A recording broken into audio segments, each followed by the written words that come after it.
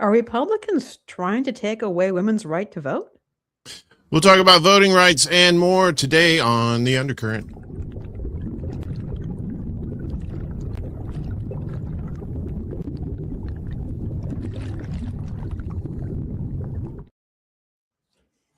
Good morning. Good morning.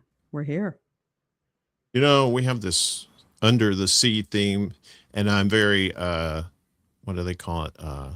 Is it agoraphobia, where you're afraid of the water? Or there's some form hydrophobia, isn't it? I thought that's when you had rabies. Oh, okay. Because you couldn't drink water while you have rabies. That is so agoraphobia weird. Is when you're, I think, afraid to be out and about. Oh yeah, that's right. Maybe it's aquaphobia. Is it aquaphobia? But there's one that's particular for like deep under the ocean. Like, yeah. You know, where you're like, it's all dark and you can't see nothing, but you're surrounded by water. You know, you look up, you can barely see the thing, and then it's like God knows what's down below you. So I don't want to be on a cruise ship and that thing get hit by a rogue wave and, you know, all that stuff. But I heard that's like you have like kind of, now they have lifeboats that kind of look like little baby submarine type things. You get in there and you seal up and you ever been on a cruise ship? I have been on cruise ships, and those little tiny things make me nervous. After that one guy took that sub down and everybody died. Remember that? Oh yeah, not my thing. I have been on cruise ships, and I enjoy them. These days with, I don't know. I mean, with all the norovirus and all that, I just, I think I'm going to be good and just stay at a regular hotel.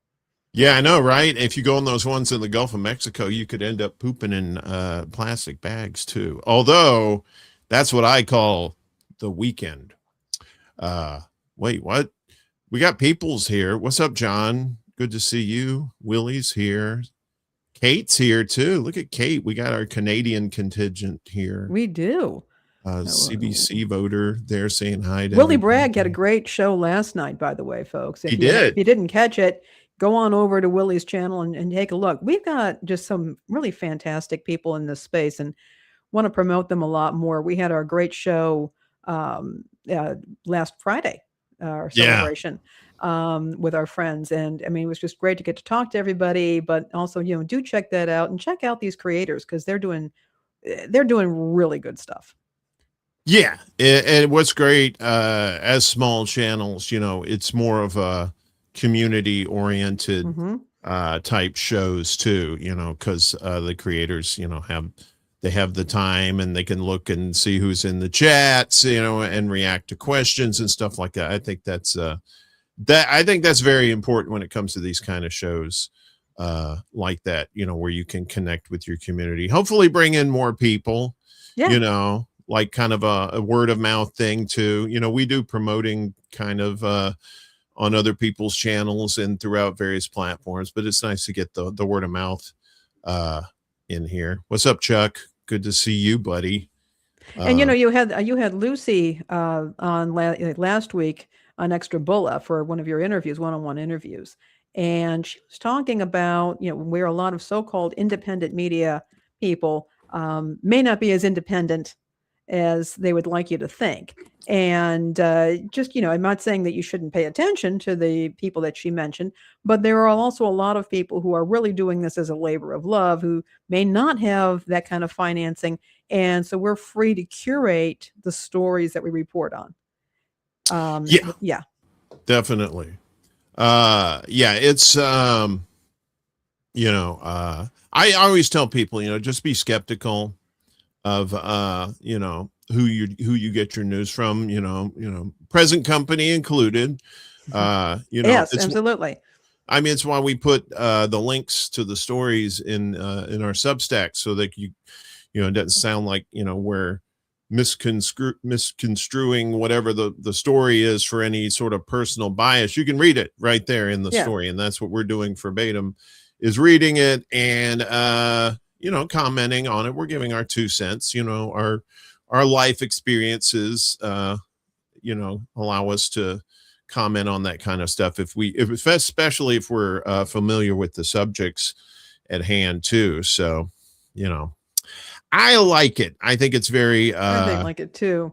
And if you want, you can go into our links under our show, and you'll find the Substack link in there. Click on it, and that'll take you to the show notes. You can also subscribe. It'll come in the mail before your email before the show starts. It's a reminder. I've also got a link to the interview with Lucy in there, so you can actually just click on that and watch that interview. I think it's really worth your time to do that. Yeah. And Lucy is one of these people. She's like all about the research, right? Yeah. And she tells you in the interview, she said, look, this isn't like some deep, dark secrets I dug up, from the bottom of the ocean. These are all online. You could, she mentioned like a lot of people just don't want to Google it. She said, I took the time to Google it and found all this stuff. And I'm like, yeah, information's there. It's just whether you want to read it. Yeah. Or you want to actually search for it yourself. Or you want to believe it. And that's another thing too, which we've learned. Yeah. Some people do not want to believe the truth, especially about some of the people who claim to be journalists and you claim to be doing good work in this space. We're not judging or anything, but it's just we put the information out there. She does too. And it's like, judge for yourself. So we have plenty of news today. Buffering. What is this buffering? Are we buffering? Kate, are you eating your magic mushrooms again? I know she means well sometimes, but she may be right. We were buffering the other night at the beginning of the secret show. I don't know what was up with that. It was fine.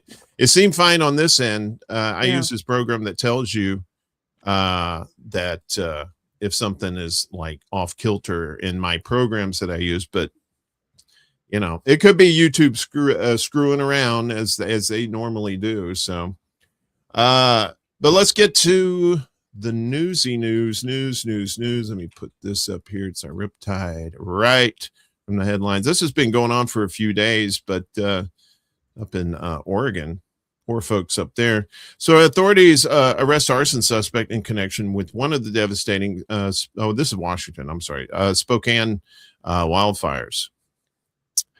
Authorities on Monday arrested a 37-year-old man they suspect of starting one of the devastating wildfires tearing through eastern Washington state. As many residents were left wondering if their homes had survived, the Spokane County Sheriff's Office said 37-year-old Aaron F. Farinacci was arrested and booked on suspicion of arson in connection with the Old Trails fire. He's being held on a $1 million bond. It wasn't immediately clear if he had an attorney who could speak on his behalf. The fire that sparked Saturday is one of several burning around Spokane, the state's second largest city. They are among the most destructive blazes in state history, together destroying at least 700 structures and forcing roughly 67,000 people to evacuate. There's some of the pictures right there. It's devastating.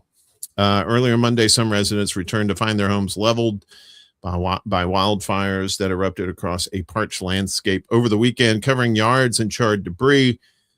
In some cases, only chimneys were left standing. There's nothing to say, Miriam Sim said Monday, as she and her husband Daniel survived the ruins of the home where they had lived since 2005. At our age, do we want to rebuild? Her husband asked. Well, that's a good question. I heard this too on Black Bear News. Kevin was talking about this, and he has like kind of a personal interest in these wildfires too, because his house was burned down in the LA fires, as some of you out there may know. And of course, he's part of one of our mutual aid folks down below. In our links there, if you want to check that out and help him out, and all our mutual aid folks as well, they could use the help, or at least share out the links. That would be good. The earth is changing. The earth is getting hotter, and in some places it's getting drier. You could say, well, it's not man-made. Well, it's kind of a little of both. You got the natural earth processes, and then you also have what industry is doing to kind of help accelerate it a little bit. Just think of like a house that just got struck by lightning, right? And caught fire. And then somebody comes along with a bucket of gasoline and says, oh, this didn't start it. well, it ain't helping it either. So, Yeah. you know, positive vibes going out to the folks out there in Yeah. Washington State. It's, it's happening.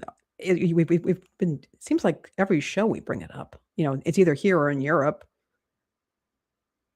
Yeah. Yeah. It's, and yeah, especially Europe. Europe is not used to these extremely warm temperatures that's going they on really over aren't. there.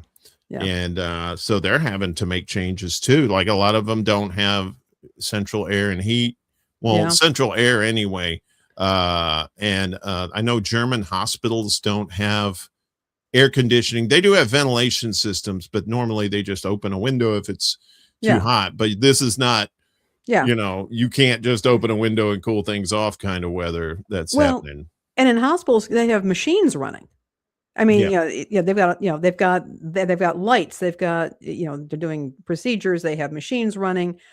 That's all going to generate heat, and it's just going to make things even worse for everybody. Yeah, indeed. Hang on just a second. I got a little something going on here. I don't know how many hospitals here in the U.S. Still aren't air conditioned. I mean, I know up until, not so long ago, Cook County Hospital, now it's Stroger, was in its own facility, old facility. I don't think it had central air.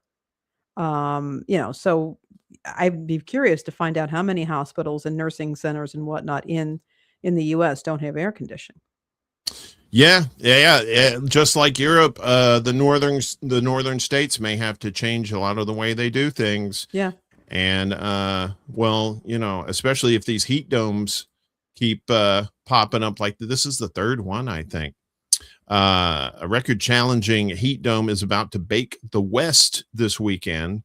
So a couple have hit the Midwest and the Northeast, and of course the South always just gets baked. It doesn't matter. Heat dome, no heat dome.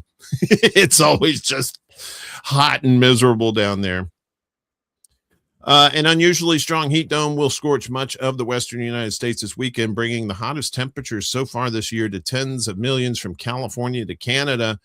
Dozens of record highs are expected to fall in at least 12 states in the West through the weekend, with around 40 million people under heat alerts. High temperatures will climb between 10 to nearly 20 degrees hotter than they should be, even for the peak of summer. From Southern California to the Northern Rockies and Plains from Friday through Tuesday. Death Valley, California is forecast to see the hottest temperature of this heat wave, a blistering 126 degrees.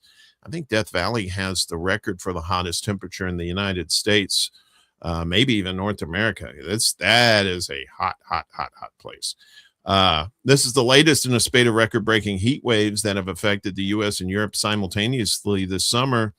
Human-caused climate change is making heat waves like this one more likely to occur, as well as more intense and longer-lasting, as studies have shown. Particularly strong and slow-moving heat domes are also possibly becoming more common as the world warms, though this is an area of active research. The heat dome responsible for this heat wave may also set records for its intensity in parts of Southern California and Arizona.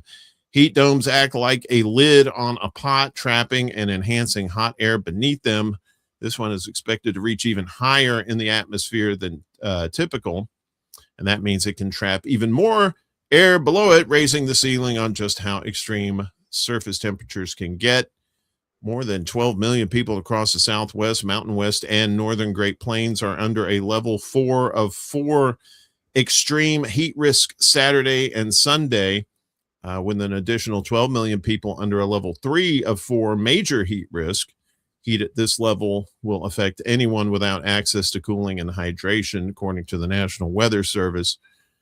The weekend heat may just be the first wave of extreme temperatures from this heat dome as it settles in for the long haul, with more hot weather predicted in large parts of the West beginning tomorrow. That would be August 6th.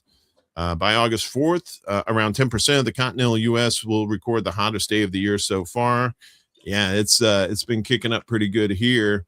It's only 70. Well, it's only 80 right now, but it's only 11 o'clock. Give it a couple, 3 more hours.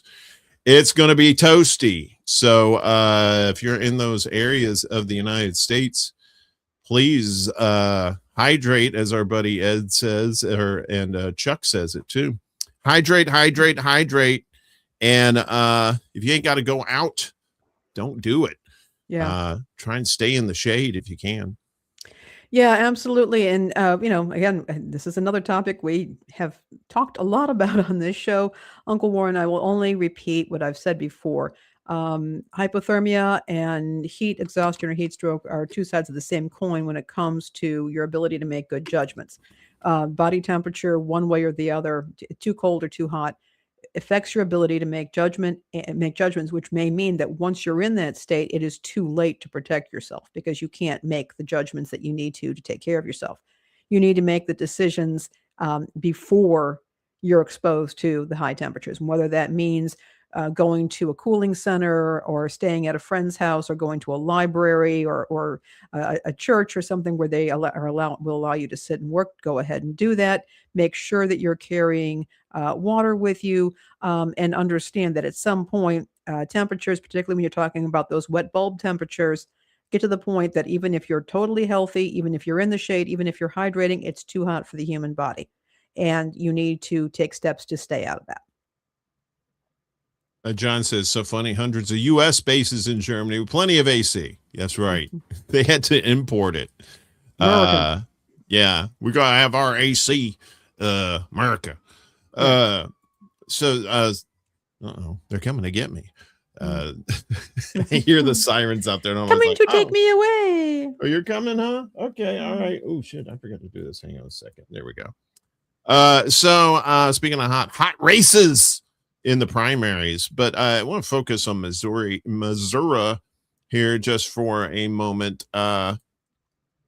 That Missouri voters have rejected income tax phase out and the initiative petition changes. That was the one, this Amendment 4 I was talking about on Morning Extra the other day. And they both got voted down big time. So Missouri voters rejected major Republican priorities on Tuesday as proposal to eliminate the income tax and change the way initiative petition majorities are counted, lost by large margins across the state.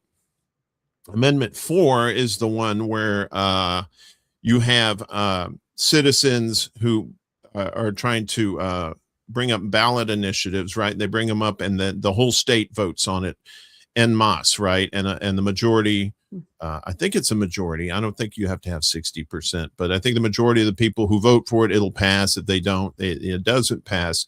And what they wanted to do was have majorities in each individual voting district in the state, and they all, for something to pass, all of them had to have a majority in all of them. And as gerrymandering goes, a lot of thick Republican districts, a lot of thick Democratic districts.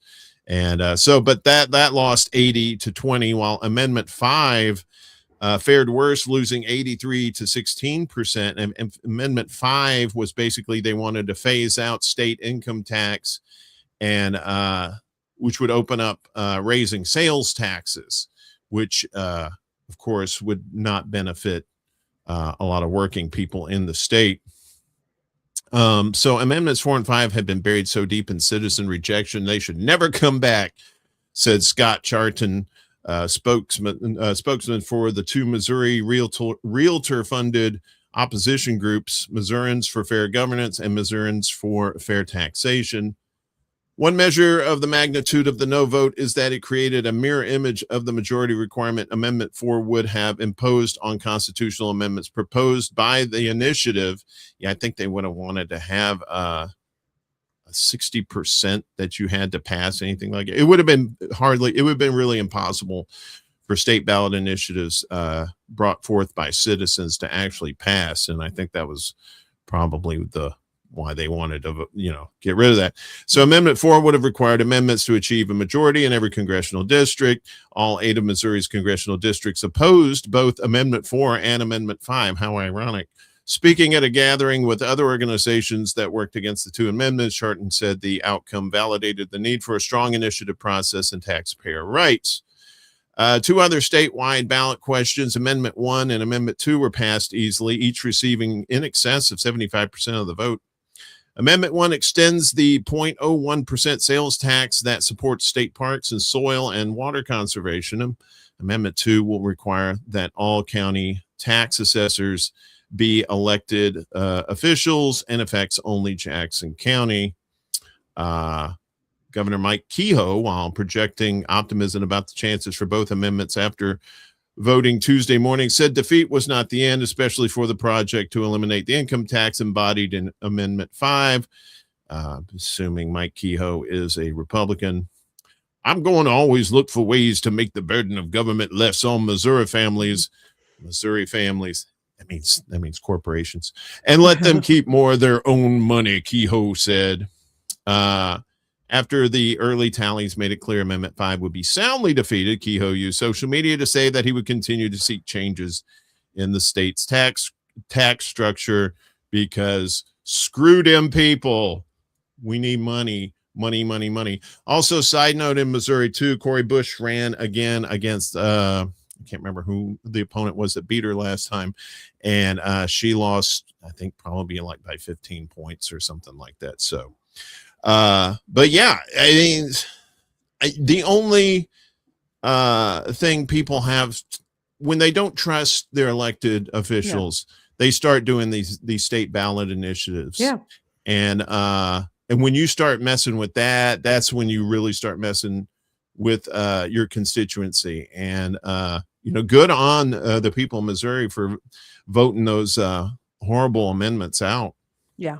Absolutely. And the lack of trust in elected official, I think that it's incredibly damaging.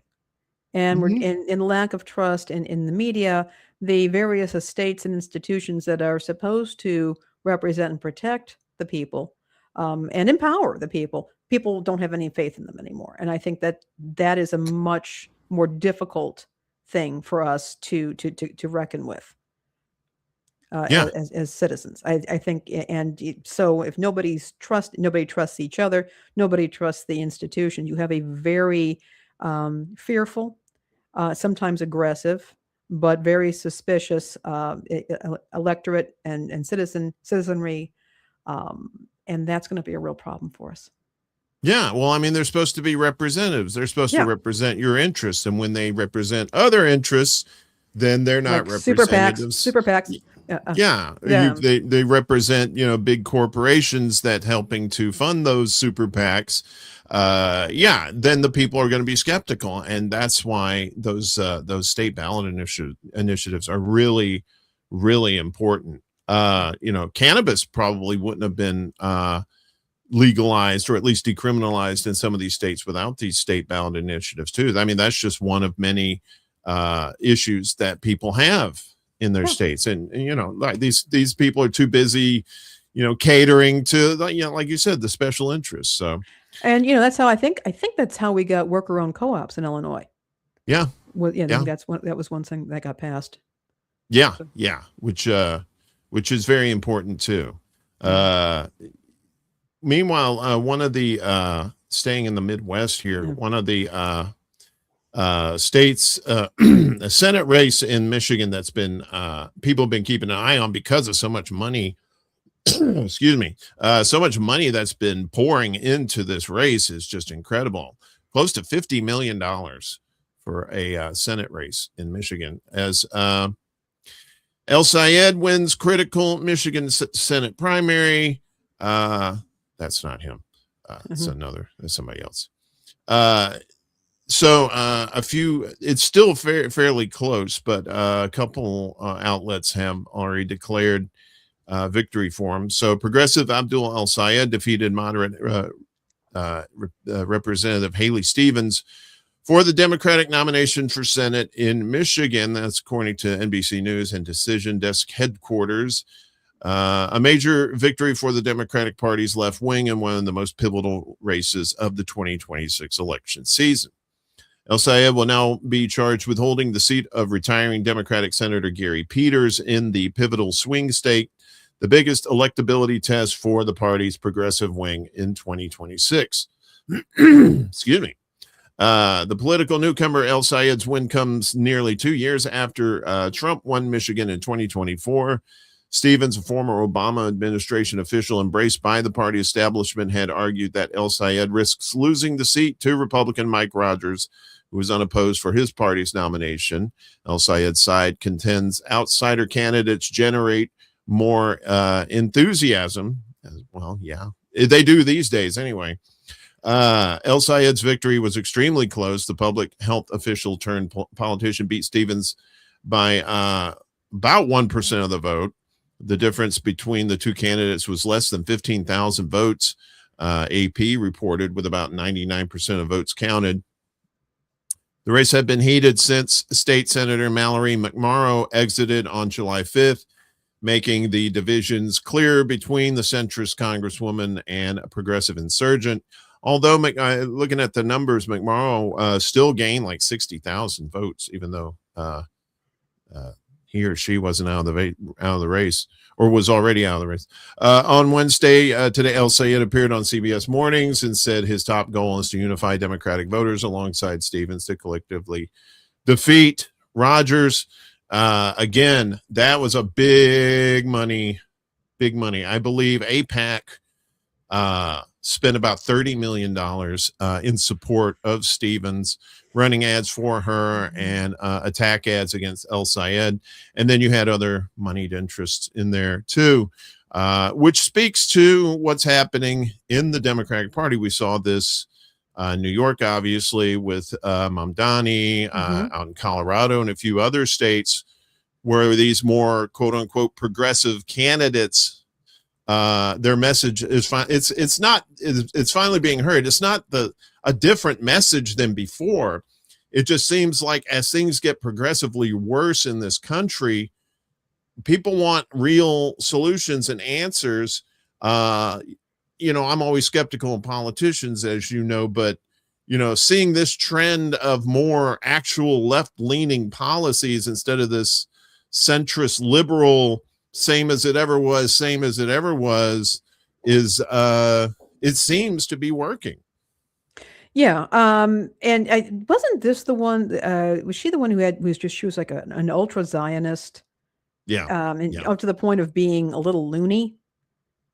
I seem to recall, and so that absolutely. She was pretty fanatical about Israel. We'll put it that way. And in fact, it was today or yesterday, I forget which one, but NPR had a report about diminishing support for Israel in the U.S. among everybody, and we're talking Jewish and non-Jewish people. I mean that this is really. Nobody wants to accept this. What's going on in Israel. And what Israel is doing. For the first time in a long time, Israel is getting negative support in the United States. Like you said, across the board, it doesn't matter your political stripe. Although Democrats seem to be embracing anti-Zionist policies more than the Republicans, but even a percentage of the Republicans doing it, that's something very, very new. And used to, not too long ago, if you were anti-Israel, that's a wrap. And now it seems like if you're pro-Israel, it's detrimental to your campaigns, which is very interesting to follow and see where that leads for sure. Yeah. So I guess good luck. We'll see what happens. Now I know some people are saying that this is individuals who are very much with the DNC status quo are saying this is a bad thing, that the Republicans are gonna take it because of this progressive candidate. I'm not so sure at this point. No, we'll see what the people in Michigan have to say. It's the Republican candidate in that race too. He's big time supporter of Israel. Just saying. Putting that out there. We talked about hot weather across the pond. How about hot political and ideological? I know I butchered that word. Anti-Zionism in the UK. This is interesting too. UK court rules anti-Zionism legally protected belief. Now, before, people were getting arrested for speaking out or speaking up for Palestine And some of them were even arrested. I believe Palestine Action was one of the group that was designated a terrorist organization. But now you have this. The UK Employment Appeal Tribunal, or EAT, we're not going to call it EAT, that's just silly, declared on Monday, August 3rd, that anti-Zionism qualifies as a protected philosophical belief under the Equality Act 2010. Professor David Miller announced via social media, marking a significant win for anti-genocide advocates. It's coherent to describe as racist an ideology that promotes the establishment of a state for only one race of people in a territory that formerly contained a large number of people of a different race, the court said in its ruling. Such an ideology, which supports the migration of members of the first group into the territory with the support of an imperial power to dislodge an indigenous population, could also coherently be described as colonial and imperialistic, the ruling goes on to say. Look at that. Based, as the kids say. This is a public humiliation for the genocidal Zionist regime, whose assets in Britain bullied the university into sacking me and then dragged them into this futile appeal, Miller declared on Tuesday. Thanks to everyone who believed in me and supported me. This is a victory for the whole anti-Zionist movement, he added. The EAT's decision confirms that the University of Bristol unlawfully discriminated against Miller by dismissing him due to his comments expressing anti-Zionist beliefs, upholding the earlier employment tribunal's ruling. A 2024 court ruling determined that Miller's dismissal over his anti-Zionist beliefs amounted to unlawful direct discrimination by the university. Miller served as a political sociology professor at the University of Bristol from September 2018 until October 2021. He was dismissed for gross misconduct due to comments he made on 3 different occasions in February of 2021.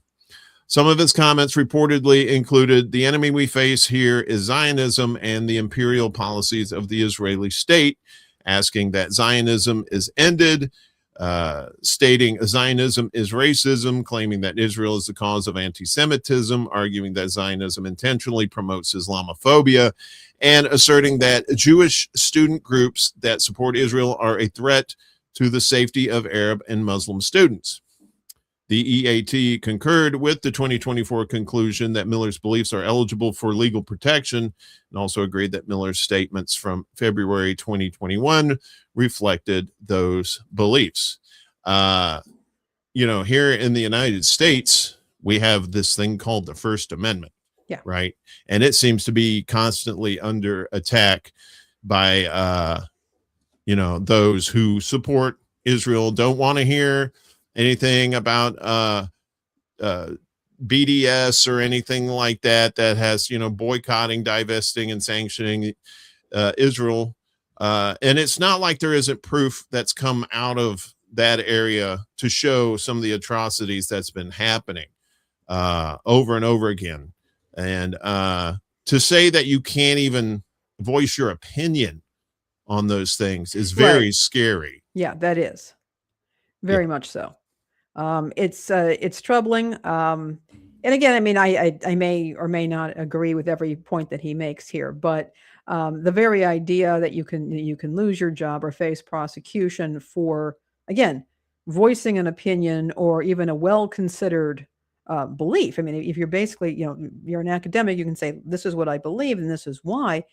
And then suddenly you're at threat of losing your job or some other kind of sanction. That's very disturbing. So now this has been codified. So he's gone through all of this, and now, well, I guess, they effed around and they found out. Yeah, exactly. And you don't have to agree with people's opinions, but or on any subject. No. But to restrict their speech is just no. You can't do that. And it's good on the UK court for emphasizing that, and we should give it some consideration over here, those who are trying to stifle free speech on that too as well, or a free trade, and for that matter, able to be something for another upcoming thing. But I was looking at something, I think it was contractors who want to work with the the Alaska Department of Wildlife and Game. You have to sign something saying that you don't advocate for boycotts against Israel. And it's Right. like, what the heck? I'm looking Yeah. at. So I want to do a deeper dive into this at some point soon. Maybe we'll get somebody on here and we can talk about it more. But whoa, did that scare me? James Lee did a video talking about that too. These contracts saying that you wouldn't do BDS against them, and I'm like, yeah, Ooh, not good. Slippery slope. That's not a slope. That's Yeah. like a slippery cliff. Yeah. Right there. Speaking of slippery, as we get into the catch of the day, what is going on with the 19th Amendment? Yeah, I mean, we're talking about the First Amendment here. We're talking about the 19th.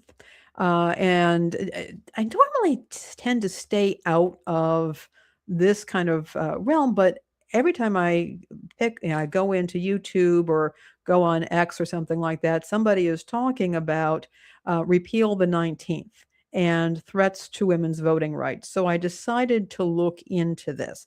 And I want to make it clear from the outset that I support universal suffrage. 100%. I want, I want people to be able to vote, women and men, absolutely. And that I do find this entire discourse to be absolutely distasteful. I think it has some real dangers. But I also want to talk about some of the hype that's going on and how this can also become itself a feedback loop that might benefit the people who are talking about taking away women's voting rights. So I want to first of all begin that the women getting voting rights was a major challenge, both here and in other countries. Women activists were arrested. They were force-fed during hunger strikes. They were attacked in the streets for getting women's right to vote. Some women were training in jujitsu to protect themselves against male assailants. And many of the people who also advocated against women's suffrage were women themselves. They argued in many cases that it would have too many people were going to be voting and that women could be represented by their menfolk. It took women out of their proper sphere. So there's always been an undercurrent of that idea through the beginning of women's suffrage, and there's been a thread that has continued, although nobody up until relatively recently was seriously discussing the idea of repealing the 19th Amendment and taking away women's votes. I also want to make a point, however, that yes, it is the taking away a group's voting rights is not in any way unusual. We've seen it in other countries, of course, but it also happened here in the U.S. When various territories were opened up, when colonization was happening here.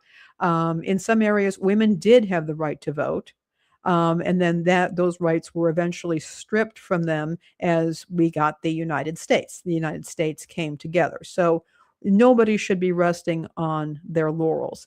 Whole groups of people were disenfranchised at various times. People of color, Native Americans also did not have the right to vote. So again, the right to vote, we need to be mindful of it and we need to protect it. But the modern repeal the 19th kind of sort of got its start back in 2016. What happened was Nate Silver's organization, I think, said basically if women didn't vote, Donald Trump would win the election. And some trolls started in with the repeal the 19th hashtag. And that started getting going. And I think it was, again, it was kind of a troll thing being done for the lulz. And it gave the trolls some pleasure and it gave some misogynists some pleasure. But I don't think that anybody was taking it tremendously seriously.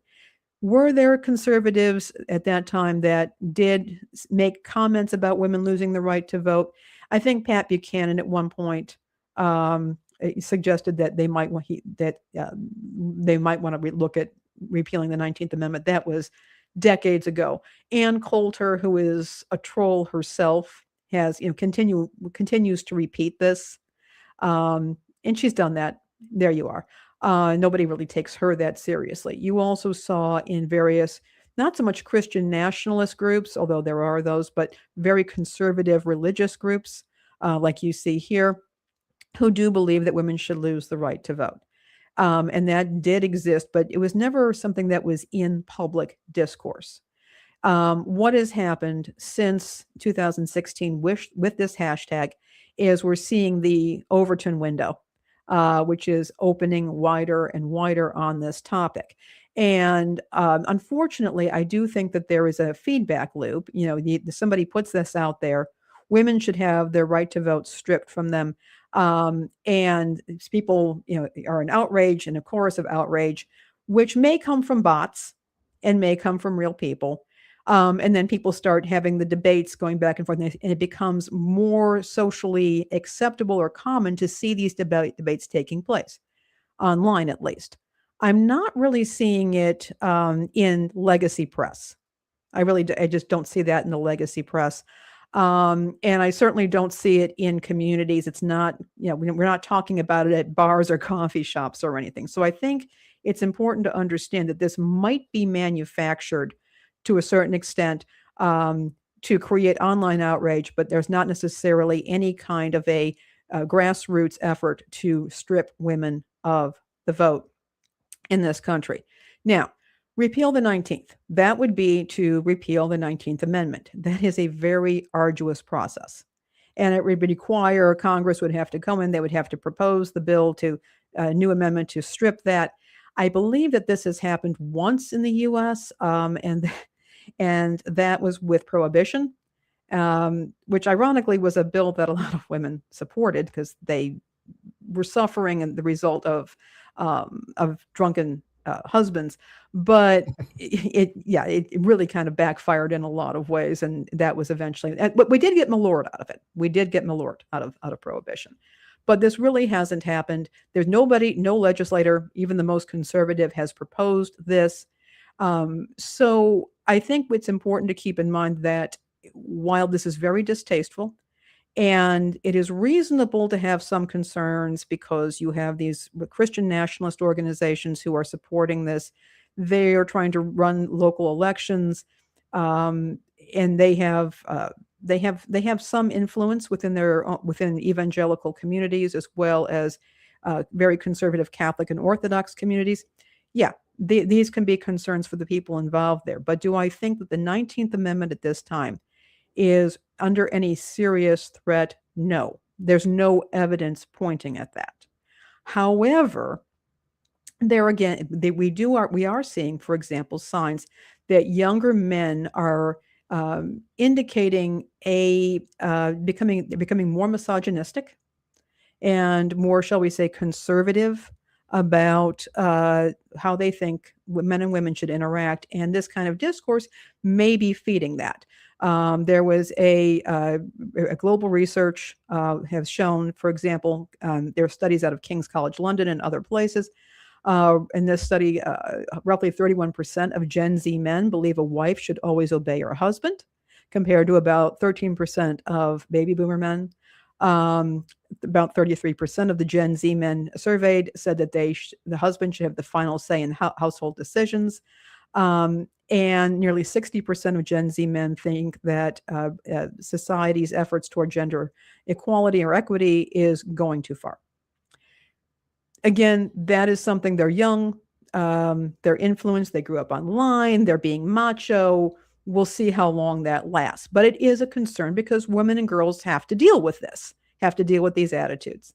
There's more, it seems like nowadays there's more of these machismo type conservative pundits too on YouTube and Rumble that's feeding into that as well. More so now than I think there's been in quite some time. Well, the other thing is that, and you bring that up, because remember when I was talking about a while back, Catch of the Day on the online coaches, the coaching industry. And you have a lot of these machismo guys out there. They're selling courses and coaching to these young men. They're going to camps to learn how to be alpha men and to get women and all this stuff. And they're charging more and more money each time, a lot more money. So Repeal the 19th can also feed that industry, right? So it's right there. However, I do want to bring up the fact that there are some threats to women's voting rights. Now, these threats do impact other groups as well. And so the big thing that we've been hearing about is the SAVE Act. I don't know if we've talked about this on the show before, that would put the burden of establishing whether a person is eligible to vote on the individual citizen rather than on local election officials. Basically, what you would have to do is you have to bring in documentation proving your citizenship. This needs to be a birth certificate, and we'll go into that in a second because not all birth certificates will qualify for this, or a passport, a U.S. passport. And a lot of people do not have U.S. passports. And you have to show that with your current ID, and your name must match what is on that birth certificate or that passport. The problem here is that a lot of people don't have their birth names, particularly married women. In the U.S., we have a convention of women changing their names to their husbands upon marriage. Not everybody does it. And I might add that is not a practice worldwide. There are many countries in which women do not change their name, or at least retain their father's names and add on their husband's names. But in the U.S., women, the convention is to change their name. So this would require a married woman to provide extra documentation of her status, because her birth certificate won't necessarily match that of that on the on her driver's license or anything else that she is showing there. Now, if she can get a passport, that would suffice. But a lot of women don't have passports. They're expensive to get, and they take a while to get. Yeah. So that is an issue. The other issue is that she may not be able to get easy access to a birth certificate. You have to. A lot of people don't own them; they don't have them. Their parents may have had them, but they don't have them. So you have to go ahead and order that birth certificate, and then you're going to have to order a marriage certificate, for example. And let's say you got married in another country. That has to go through its own separate validation process. So this would make for a very cumbersome process.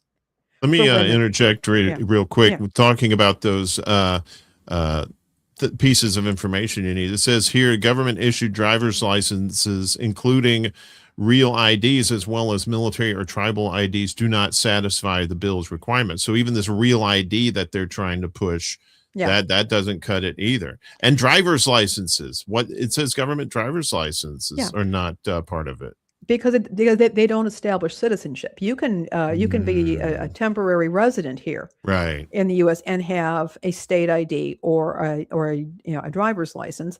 There's no restriction on that. Your social security card does not establish citizenship.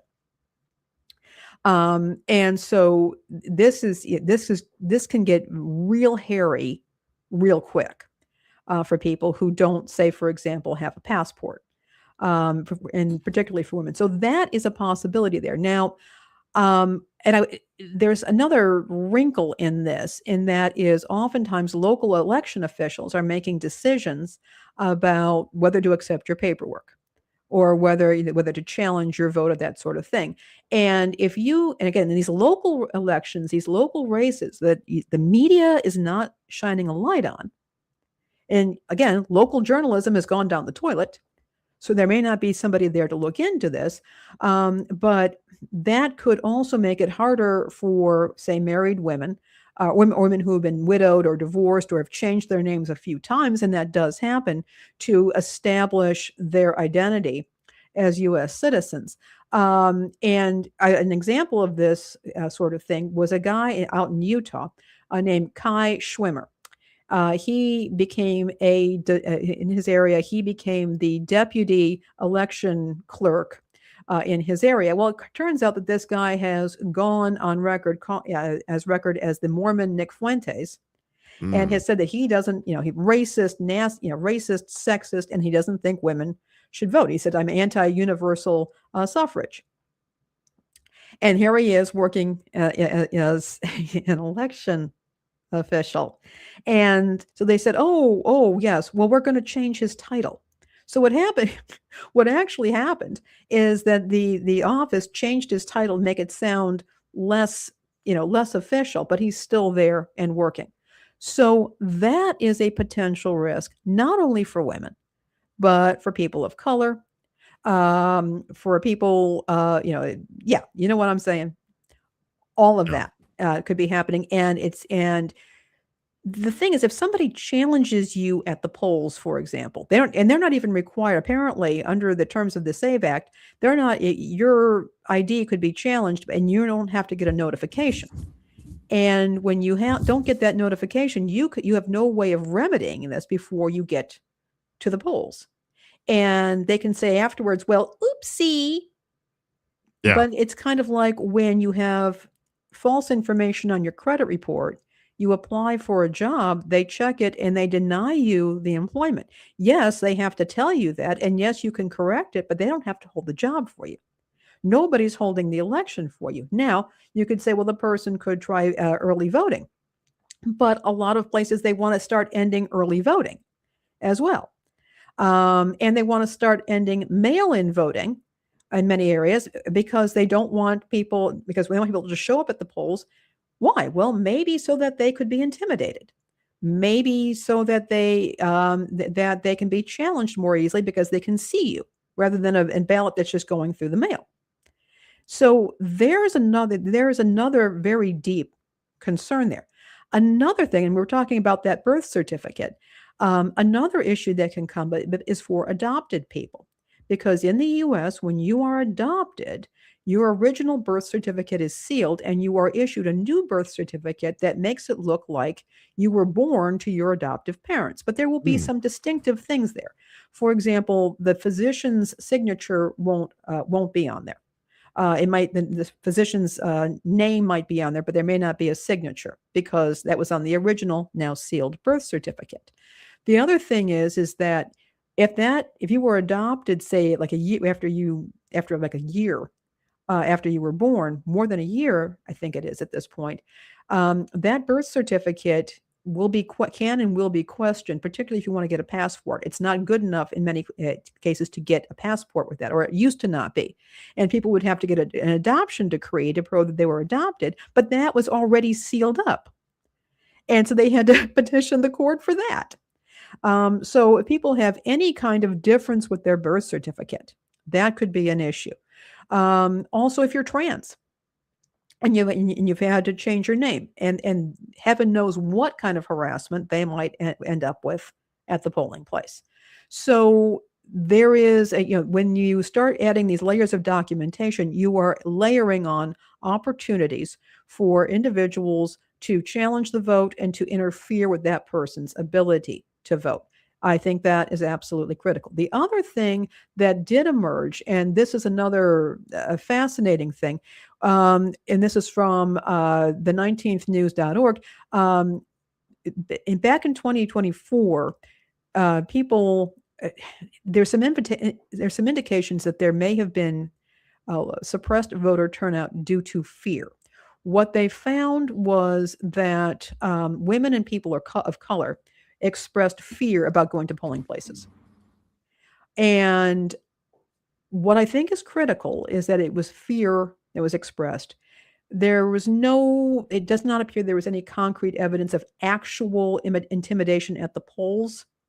And when that does happen, there's usually gender parity. Both men and women are threatened, but people are experiencing more fear. And again, campaigns like Repeal the 19th and the kind of, again, macho alpha male language that you're hearing, the misogyny may very well, and racism may very well contribute to that.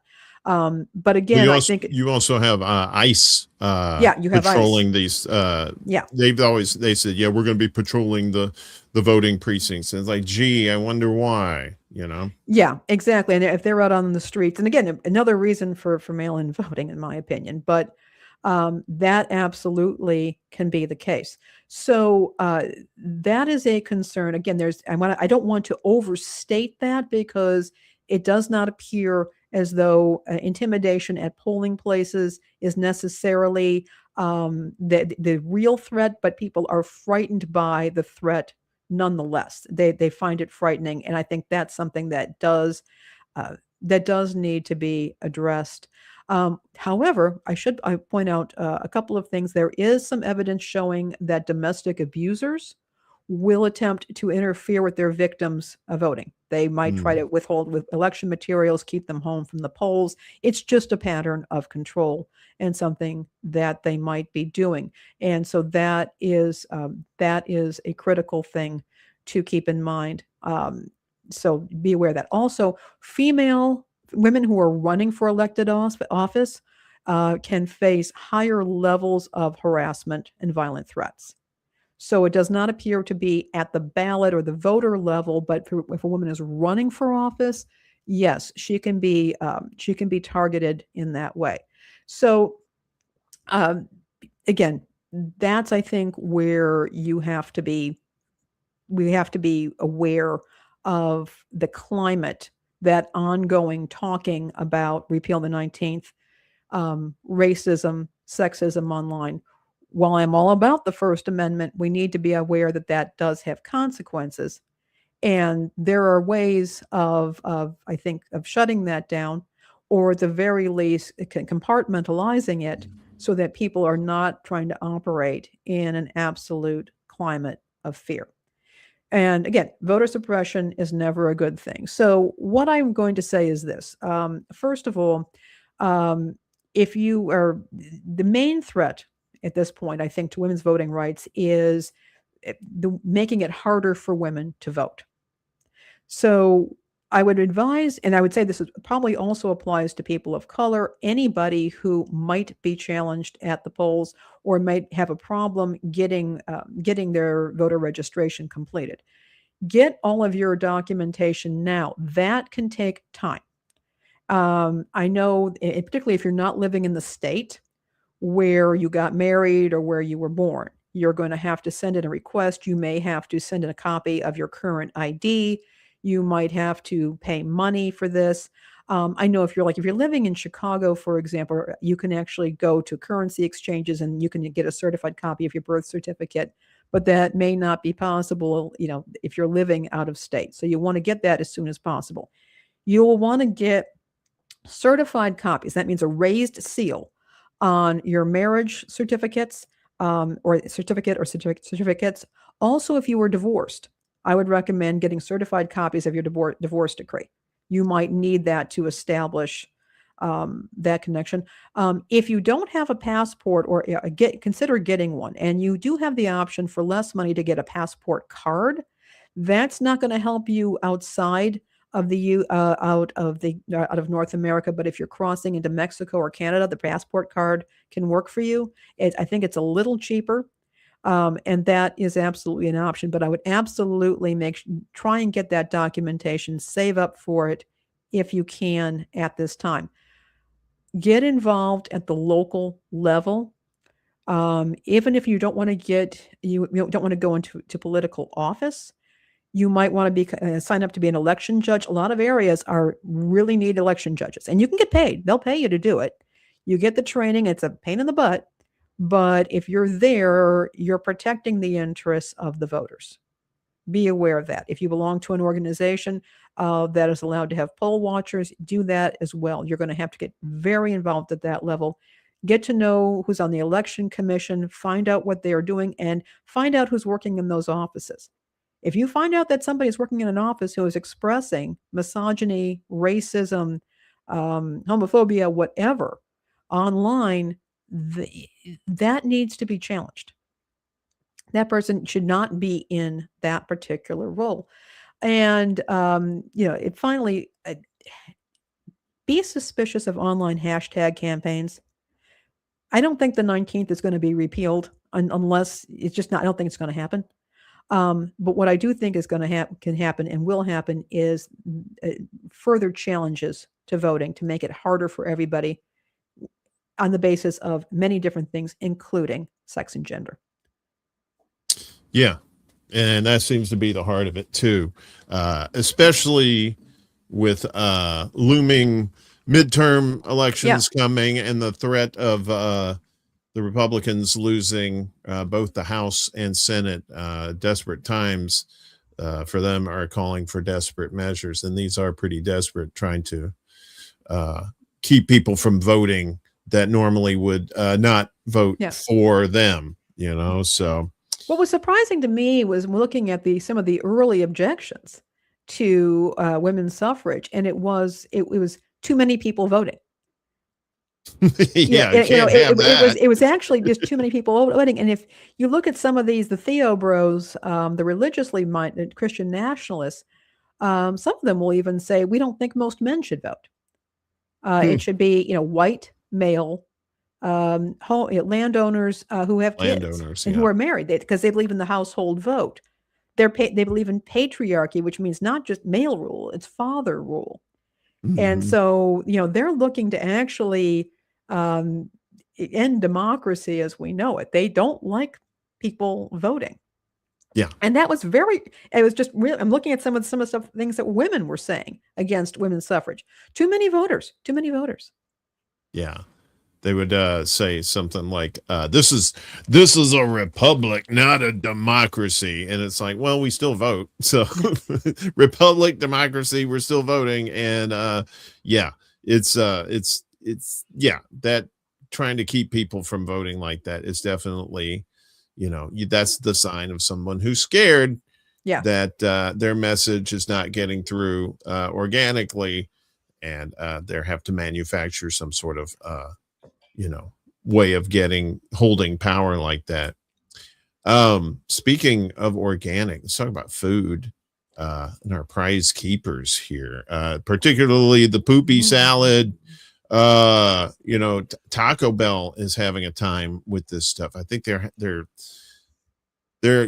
can get $1 like taco thing or something, but you have to order through their app. You have to jump through hoops. I'm like, really? Come on, Taco Bell. But not that Taco Bell is exactly healthy, but now there's worry in the farmers market about the poopy lettuce. Is farmers market produce safer during the Cyclospora outbreak? Is it? As Cyclospora cases continue to mount across the U.S., shoppers from Kentucky to Michigan are flocking to local farmers markets in search of safer produce. But are farmers markets actually less risky than grocery stores when it comes to avoiding cyclosporiasis and other foodborne illnesses? Some food safety experts say farmers markets could be a safer bet, though that depends on where the produce actually comes from and the practices of the individual farmer. If you're getting produce directly from the farmer who grew it, I would consider that lower risk, said Kalmia Neal, a professor of microbial food safety at the University of Delaware. Other experts say produce from supermarkets isn't inherently more dangerous, and that consumers can take steps both at the grocery store and the farmer's market to protect themselves from foodborne bugs. Darren Detweiler, an associate teaching professor of food policy at Northeastern University and author of Food Safety, Past, Present, and Predictions, says he personally favors farmers markets because locally grown produce typically travels a shorter distance, passes through fewer processing and distribution steps, and can offer more transparency about where and how it was grown. But he says consumers shouldn't assume that all produce sold at farmers markets is local. He says he always asks vendors which farm the produce came from, how far away it was grown, and when it was harvested. Detweiler says he prefers if the produce is grown within about 30 miles and sold within 2 days of harvest. Rodney E. Rode, chair of the Medical Laboratory Science Program at Texas State University, says it makes sense that people perceive produce sold at farmers markets as being safer, but he says there is little scientific evidence to back that up. The risk of contamination really depends on how it was grown, harvested, transported, and stored rather than where it's sold, he said. In the case of Cyclospora, contamination can occur when human sewage gets into water used to irrigate fresh produce. Yikes, says Barbara Kowalczyk. That word, director of the Institute of Food Safety and Nutrition Security at George Washington University. That's one reason locally grown produce isn't automatically safer. A farmer's water and growing practices still matter. A small farm is also not necessarily better, said Don Schaffner, a food science expert at Rutgers. Small farmers often do not have the resources that large operations do, he said. Food safety experts stress that people should continue to buy and consume produce, whether at the grocery store or the farmer's market, despite cyclospora fears. Don't quit eating fruits and vegetables, Rhodes said, but people can take precautions to limit their risk of cyclospora and other foodborne pathogens. Bill Marler, a food safety lawyer, recommends buying intact heads of lettuce and whole fruits and vegetables over bagged, boxed, or pre-cut produce. Centralized chopping, washing, mixing, and packaging can spread contamination from a relatively small amount of produce across a much larger batch. Experts also advise washing produce thoroughly under running water, scrubbing hard fruits and vegetables such as melons and cucumbers, and following other food safety practices such as keeping raw meat and vegetables separate when cooking.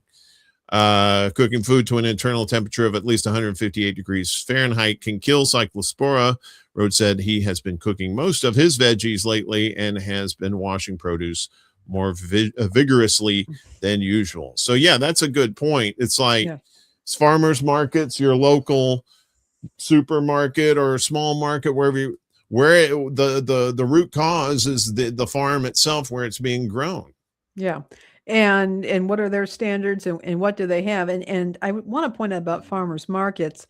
We have a fabulous one down here. I love farmers markets, but unfortunately, they don't all have the same standards for participation. So if some farmers markets, you have to document that, yes, you're growing you are the farmer. And that you're growing this stuff, you're growing your vegetables right here.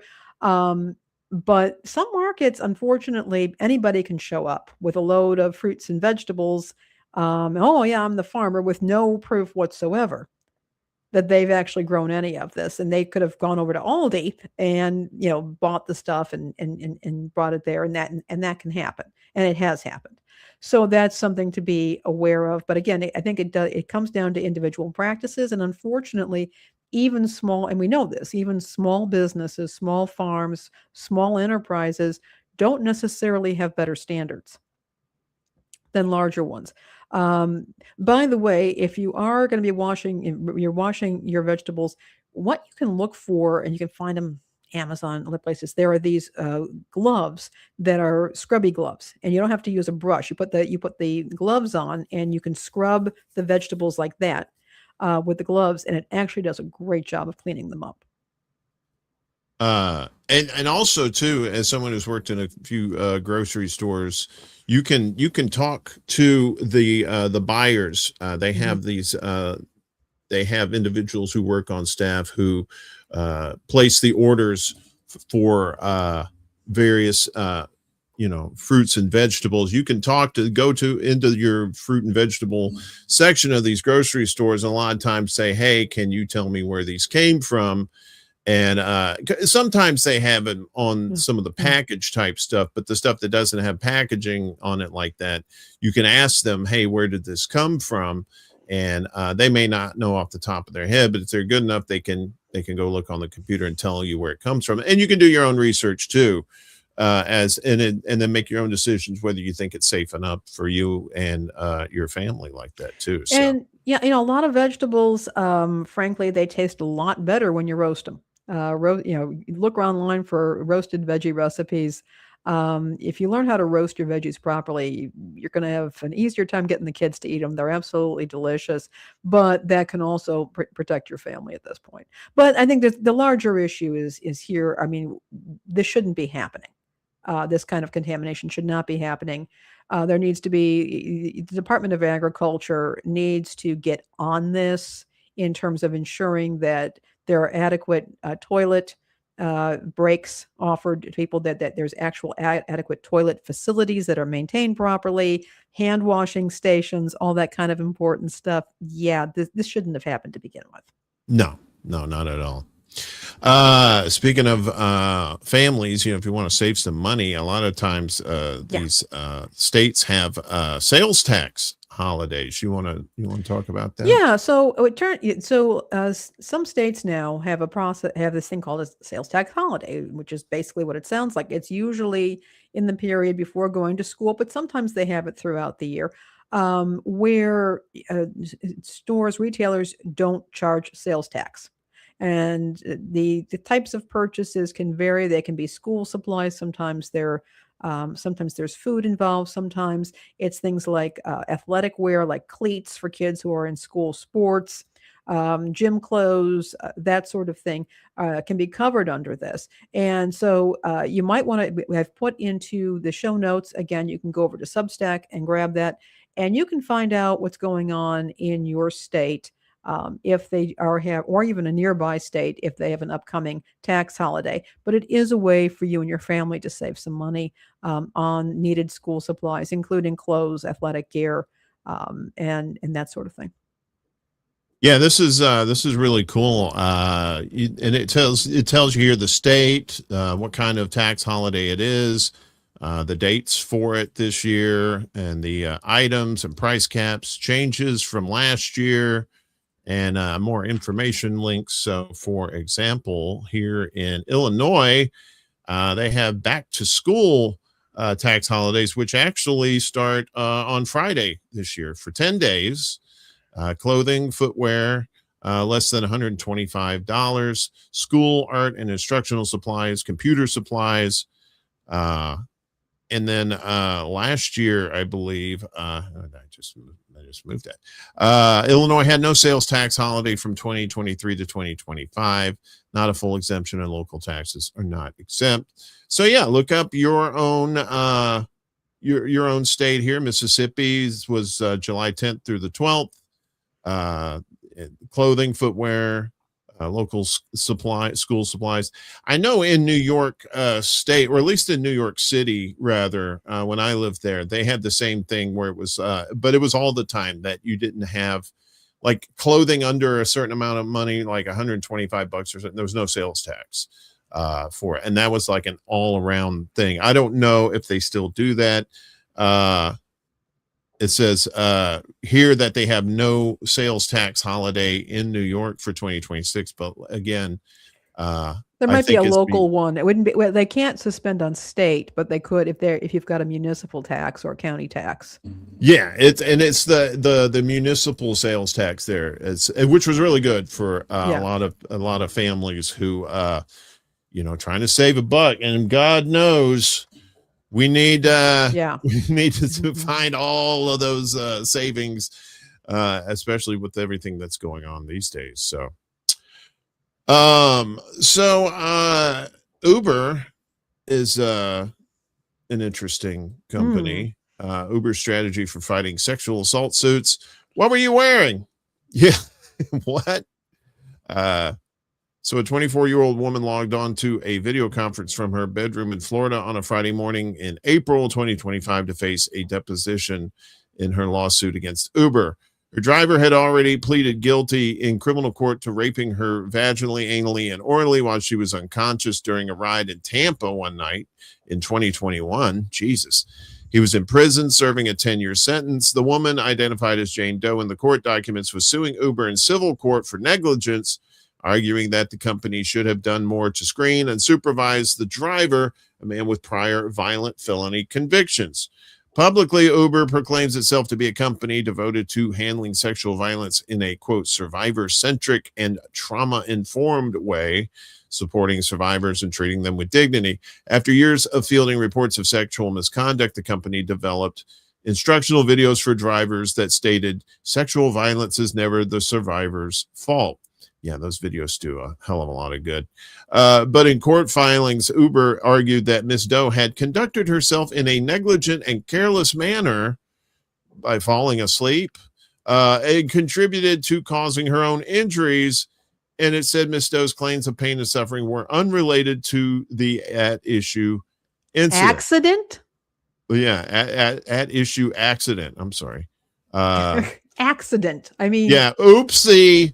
Yeah, I don't think oopsie applies here, Uber. Sorry. Now, during her deposition, Uber's lawyer, Taylor Silverberg, zeroed in on Ms. Doe's behavior on the night she was raped. Ms. Silverberg asked Ms. Doe exactly how much Tito's vodka she had drunk, how many milligrams of Adderall she had taken, and whether she had felt regret about mixing the two. And she asked Ms. Doe what she had been wearing. Can you describe the dress? Miss Silverberg said. Were you wearing heels or boots or flats? What? Miss Silverberg also probed Miss Doe's childhood, asking if she had felt abandoned by her father or degraded by her mother. Who is this? Is this the lawyer? Uber's a lawyer. Jesus. Yeah. She pushed Miss Doe for details about consensual sex and asked whether she had previously been sexually abused or had sex in exchange for money. That is when her lawyer ended the deposition. I am not anywhere near done, Miss Silverberg protested. It's her lawsuit, and I have an obligation to defend my client to the best of my ability, she said. Later, she offered an apology. I know this is hard for you, Miss Doe. I'm sorry. I really am. But, yeah. Yeah. Okay. So let's see, does it say down here? It doesn't really say what. I guess that's it. So shoot, you know, as a dude, even I know that that is some bullshit right there, trying to put this on her, someone who was sleeping in a car. It doesn't matter if she was like on Tito's or Adderall, or she just smoked a whole bag of weed or something. She's asleep in the car. That doesn't give anybody the right to do anything to her, period, much less violate her to such extremes like they did. Well, and I mean, among other things, this guy confessed. I mean, he's in jail. I mean, he's in prison right now. This is, and the lawyer's calling it an accident. That anything she did was not related to the accident. First of all, this is not an accident. No, not your at penis all. does not end up in various orifices on another person's body by accident. It just doesn't work that way. Maybe they should ask the driver if he was drinking Tito's and taking Adderall, and maybe that's how it accidentally got in her. Oh my God. I'm sorry that this happened. In any case, that it cut off, but basically that this is an ongoing process, an ongoing thing with Uber. Now, corporations will do anything to weasel out, and they will use whatever tactics they can to minimize their company's role and to make it look like the victim bore most of the responsibility. And that's, I've heard some really dastardly, tactics that they use. This is also, though, an intimidation tactic. I mean, the lawyer asked this woman, have you ever performed sex for money? She's calling this woman a sex worker. And again, not that it had anything to do with, he's already been convicted. Yeah. He pled guilty. I mean, and he's got this history. And what she's trying to do is she's trying to bully the victim. And then, of course, and again, I'm all for the New York Times talking about this, but it's again another layer of intimidation. That if I am sexually assaulted, and men and women are sexually assaulted, if a man or woman is sexually assaulted, and I try to get some compensation for my injuries or time off work or just to send a message, this is what can be done to me.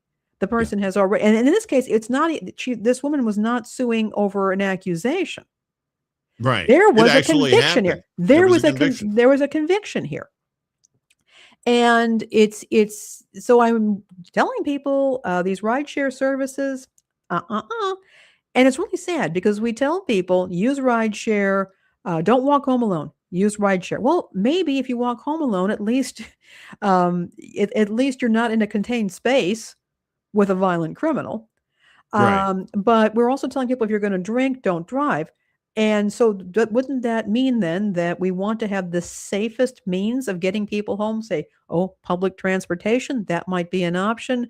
The possibility of what we used to call it paratransit for people who were disabled, but there are also services, Dial a Ride, that were operated by the communities, by the city or a township or municipality. There are some possibilities there, but this is extremely disturbing to see the fact that Uber is clearly not vetting their drivers as they should be. And number two, when something bad happens, everything gets turned onto the victim, and that they are countenancing this kind of approach to victims. Yeah.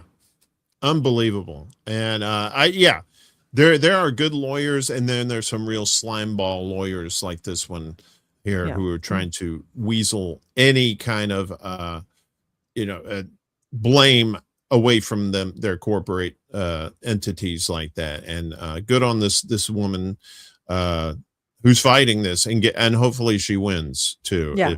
If that's the main thing, to send for herself, but also to send a message like, look, giving people videos to watch. That's the same thing they do with ICE. It's like when ICE beats up people or kills people, they're like, oh, we're just gonna retrain them. It's like, no, get rid of these people and hire quality people.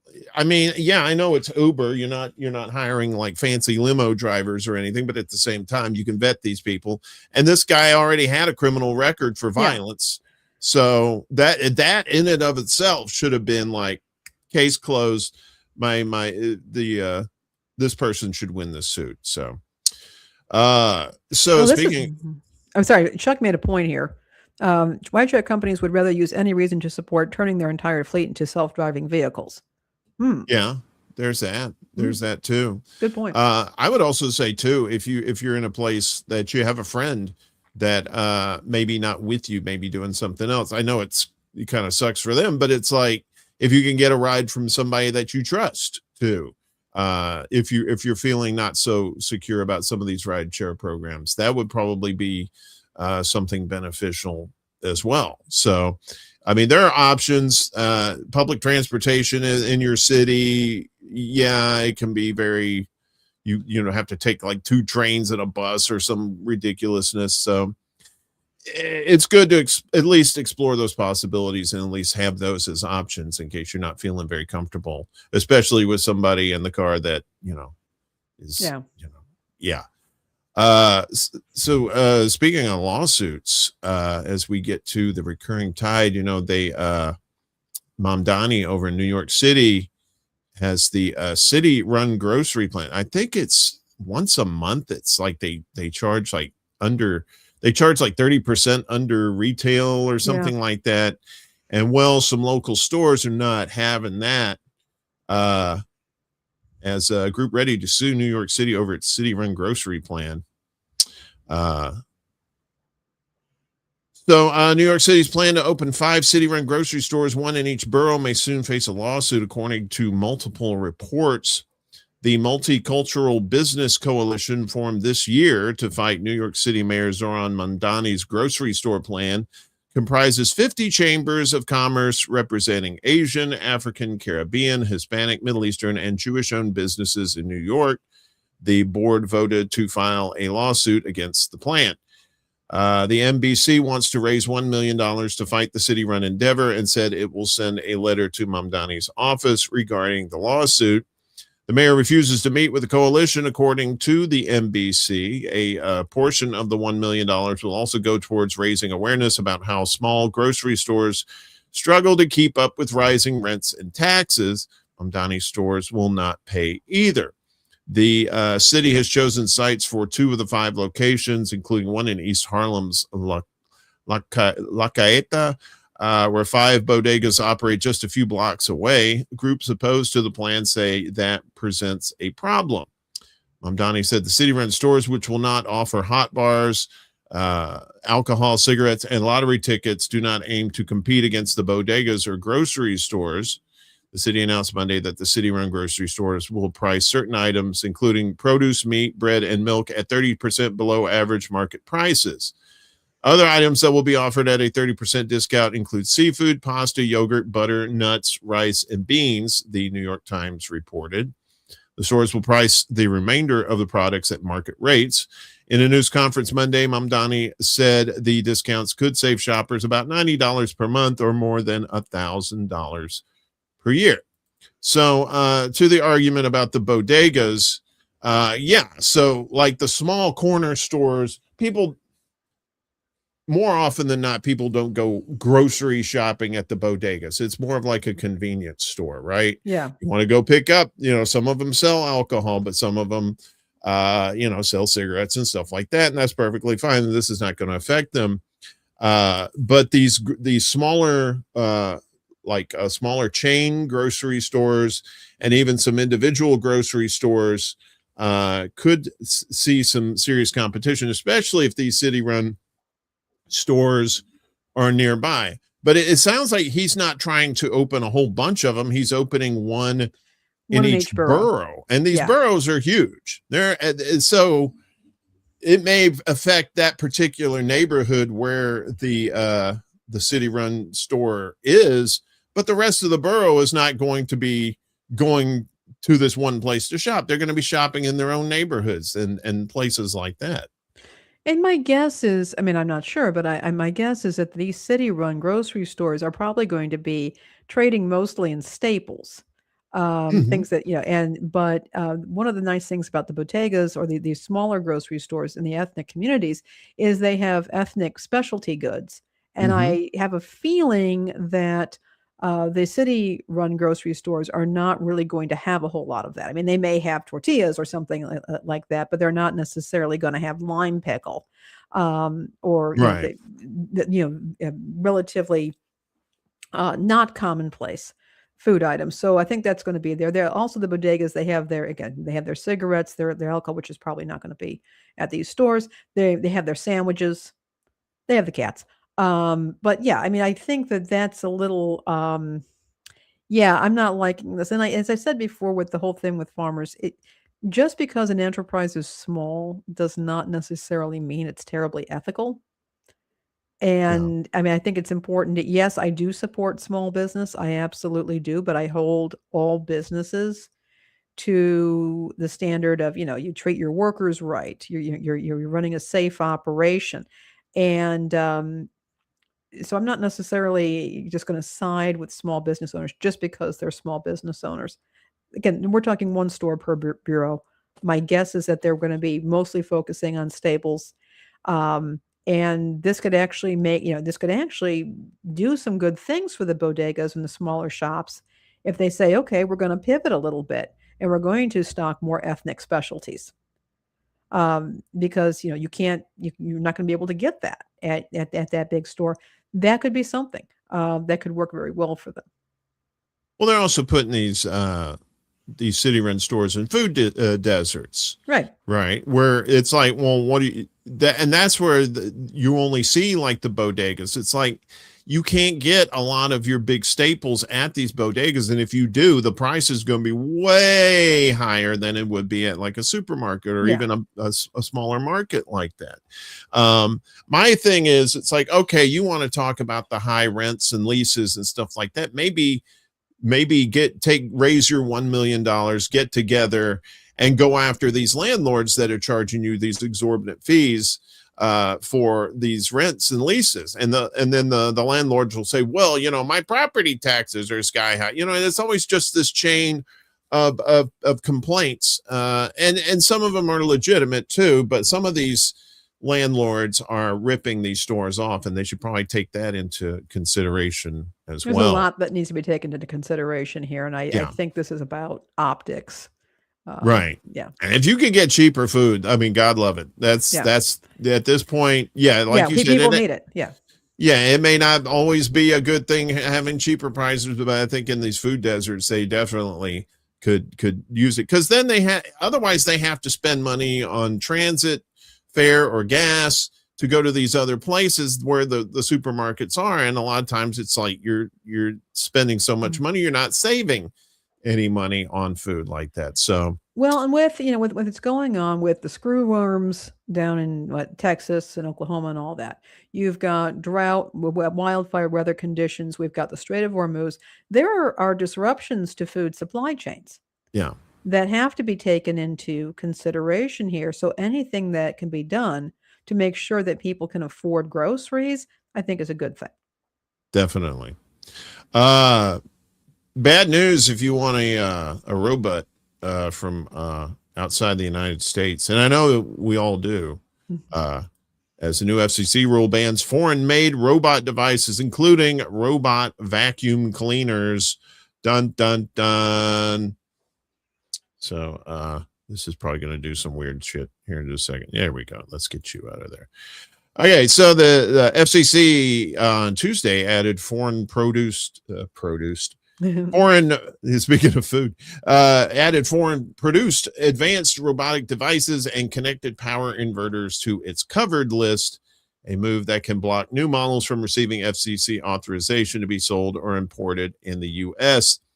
Under the new guidance, an advanced robotic device is defined as a mechanical mobile device, including autonomous mobile robots, humanoid robots, and quadrupeds that are capable of locomotion, obstacle avoidance, navigation, or movement on the ground, operates at a distance from a human operator or supervisor, weighs more than 4.4 pounds, including any dock or ground station, and includes both a sensor that perceives its environment and wireless or wired network connectivity. The guidelines cover newly foreign-made robot vacuum cleaners, according to the FCC. They specifically highlighted humanoid and quadrupeds in its announcement, but the definitions are broad enough to include a wide range of robotic devices, from vacuums to delivery robots to robotic lawnmowers. So if you have a robot vacuum already, you're screwed. Get out of our country. No, I'm kidding. The ban applies to new foreign-made robot cleaners, so there's no need to worry if you got a Roomba or other at-home cleaning devices already. iRobot, which makes Roombas, was recently acquired by Chinese manufacturer Pixia, or Shenzhen Pixia Robotics Company Limited, after the company filed for bankruptcy in December last year. Other popular vacuums such as Dyson, Dream, Evocax, and Roborock, I like that name, Roborock, have manufacturing in China and Malaysia. We're aware of the FCC's recent action and are working with them to better understand its implementation and potential impact. So one of the few, Matic is one of the few companies that says it makes its robot vacuums in the U.S. So I guess that's cool. A deal half a world away felt right here tonight. See, an end to the war in Iran. Hang on a second. I am not a big fan of stuff that plays by itself. That's just the it's double really talk. annoying. Yeah. So why'd they do this? According to the news release, the new bans come following determinations made by a White House convened executive branch interagency body with national security expertise. The body determined the foreign-made products pose an unacceptable risk to, quote, national security, take a drink, and the U.S. and the safety and security of U.S. persons and every man and child and woman and child and old person and child on the planet, apparently. In their determinations, national security agencies referenced, among other things, unacceptable risks, including that these devices could create supply chain vulnerabilities that could disrupt U.S. economic and national security, there it is again, and create a cyber security risk that threaten American critical infrastructure. Okay, that's enough of that. So these robots, this sounds just plain and simple. Let's punish China. What do you think? I think so. I actually don't like them. I've had two, and neither one of them is of any use whatsoever. They basically end up getting stuck places, and then you have to go and fetch it out. Usually, they end up being stuck in some very inconvenient places. It have never worked for me. I had one that ended up hiding itself up the ass end of my recliner, and I ended up.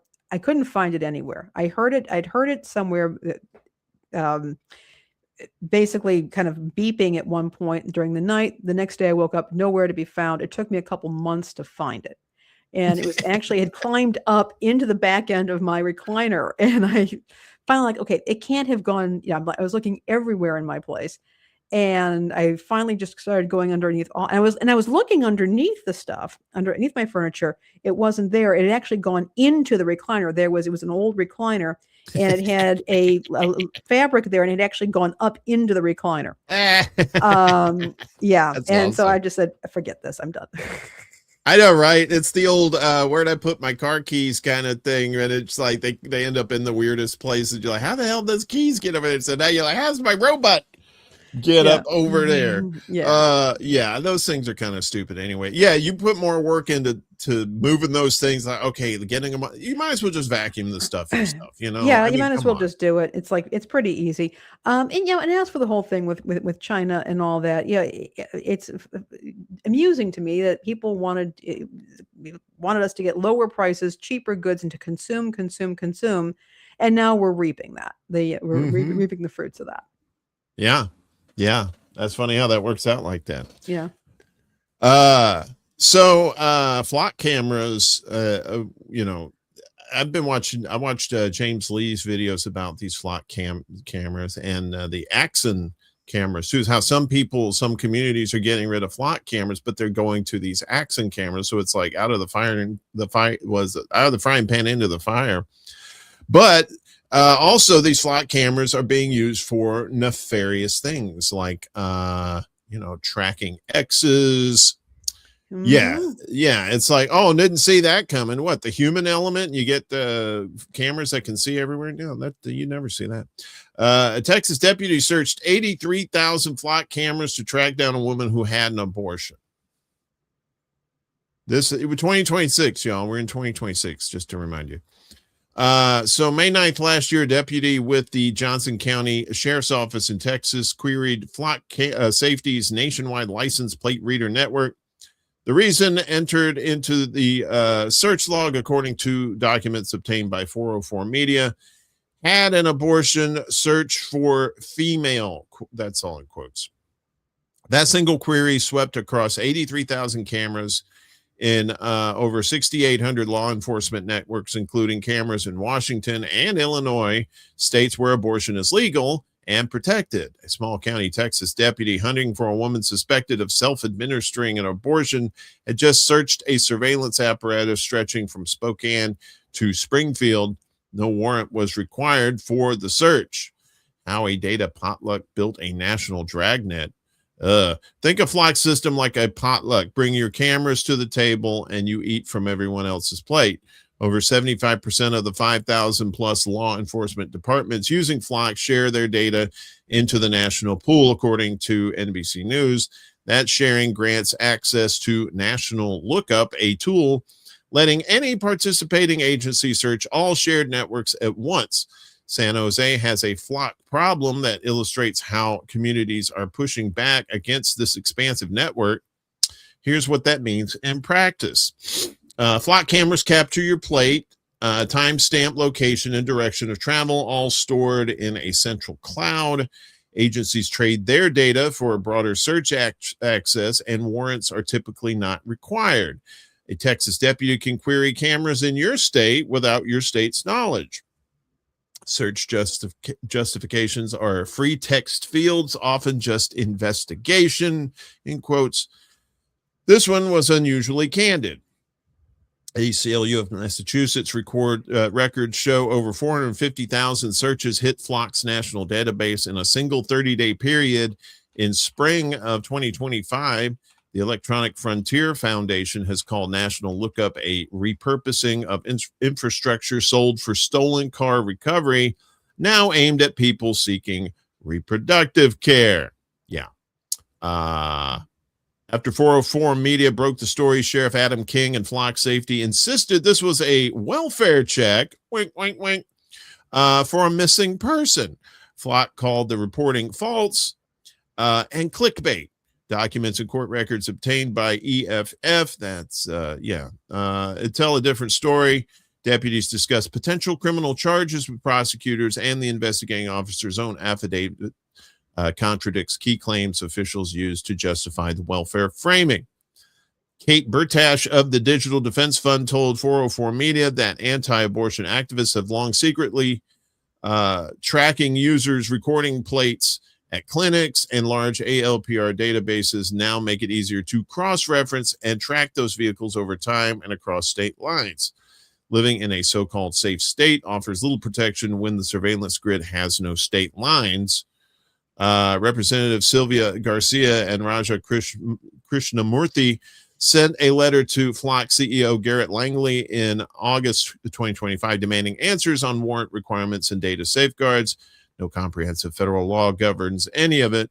The real problem isn't one deputy's blunt search term. If he had typed investigation instead, nobody would have ever known. That's scary in and of itself too. Yeah. As we say, like these, not only just looking up stuff like this, you're seeing cases where law enforcement officers are searching up exes and seeing who they're dating and that sort of thing, and it's just very, very dystopian. And so some of these towns that initially got these slot cameras are now voting them out, but some of them are voting in another service called Axon, AXON, which does the same thing. So it's like when you see community getting rid of flock, that's great, but what are they replacing it with something else? That's another matter entirely. Well, like that kid in Utah who was put into the election commission, and then they just changed his title once it came out that he was opposed to universal suffrage. And in this particular case, the woman was targeted for this by her boyfriend, who has since been, I believe, either arrested. I don't know if he was arrested. I believe he was arrested for domestic violence. She'd had a blood clot. And that's what he reported. That's when he reported this. It turned out that she had an abortion, but it had been weeks prior. And he saw a blood clot and decided to report her, thinking that she had just had the abortion when in fact she was just passing a blood clot. He's been charged with domestic violence. The sheriff in this department actually has been arrested and charged with some, I think, sexual harassment and whistleblower violations and lying to a grand jury in another case. But this is what you have. You have again these small time, departments. If you know somebody, boy, you can wreak havoc on their lives. But this is actually, again, this is terrifying.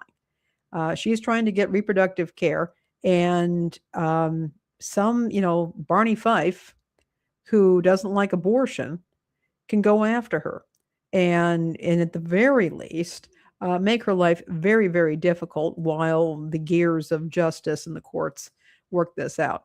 This is one of the most disturbing things I've ever seen.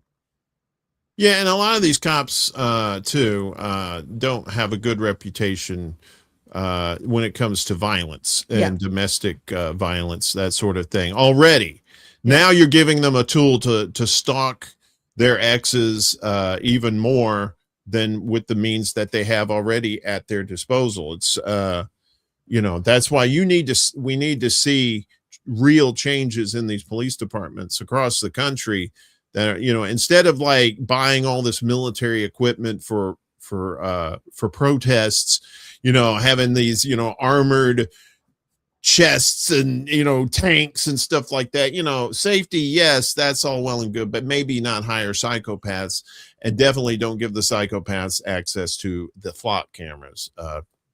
Just a thought. I could be out of line there, maybe I don't think so though. So some political government news here for you, as Trump administration will close 5 smaller U.S. consulates in Africa, Asia, and the Western Hemisphere. But it's interesting, the consulates that he will be opening, or at least the government will be. Yeah. So Trump's administration has informed Congress that it intends to close 5 smaller U.S. embassies, consulates, and other diplomatic missions in Africa, Asia, and the Western Hemisphere, even as it steams ahead with plans to reopen shuttered posts in Libya, Syria, and has reopened the long-closed embassy in Venezuela.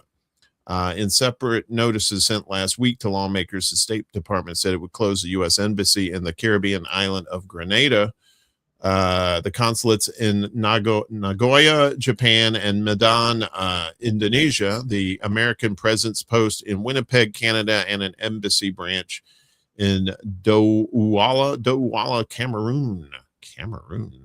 The closures by the Republican administration are expected to save the government roughly $4.4 million per year, although that's going to be offset by the ones they open, according to the notices obtained by AP. But the missions to be closed employ very few people compared with others. For example, the embassy in St. George, Grenada, the consulate in Nagoya have only 1 American staffer and 5 local employees. The consulate in Medan has 4 direct hire U.S. staffers and 47 local employees. The Winnipeg Post has only 2 local staffers, and the embassy office in Douala has only 14 local staffers. So the State Department announced plans earlier this year to permanently close the U.S. consulate in Peshawar, Pakistan, which was the closest diplomatic mission to Afghanistan since American troops withdrew in 2021. And as we said, the steps come as the department moves to streamline its operations at home and abroad while investing millions of dollars into reopening embassies in Caracas, Venezuela, Damascus, Syria, and Tripoli, Libya. All three countries there with U.S. presence. Well, Venezuela now with the newest one with American presence there too. So yeah, that's probably the most important part of here is the ones in Venezuela, Syria, and Libya being opened. And the ouster of the autocrats will, in one case, involved an outright kidnapping. Yeah, it's funny how certain people that have war crimes charged against them, you can't arrest them. They have diplomatic immunity. But by golly, we can go down and kidnap your leader and bring him back to the United States and put him on trial. It's funny how that works out like that. That's really amazing stuff there. Yeah, I when I saw that story, I thought, well, okay, let me have a look at this. And they were saying when they're closing down these tiny, all right, whatever. 4.4 million doesn't sound like a whole lot when compared to other budgets, but when it's not the military. But then when I saw where they were going to where they were going to redirect those funds to reopening, I said, Yeah, couldn't have done that before without any U.S. intervention. But by golly, that's the American way. We'll intervene and we'll get our consulates open for sure. All right, now it's time for a new segment of ours, the old bottom feeders, these scammy people. We don't like scammers around here. This one, AI's taking people's jobs, including the scammers. As AI scammers outperform humans when it comes to building trust. There he is. Hey, buddy. The notion that scammers can use AI to sharpen their deceptions, polish their language, and lubricate their banter with victims is now a reality for anyone fighting the fraud operations that steal tens of billions of dollars a year worldwide. But can AI fully replace a human scammer, autonomously building the web of deception leading up to the fake investment that defrauds the mark? One study's experiment suggests that it can and may even be able to carry out the majority of that long con more effectively than humans. I know you see these videos on YouTube with somebody's like, pranking a scammer and they get all upset. It's like, I told you to don't go again. They just start yelling and stuff. It's just so funny.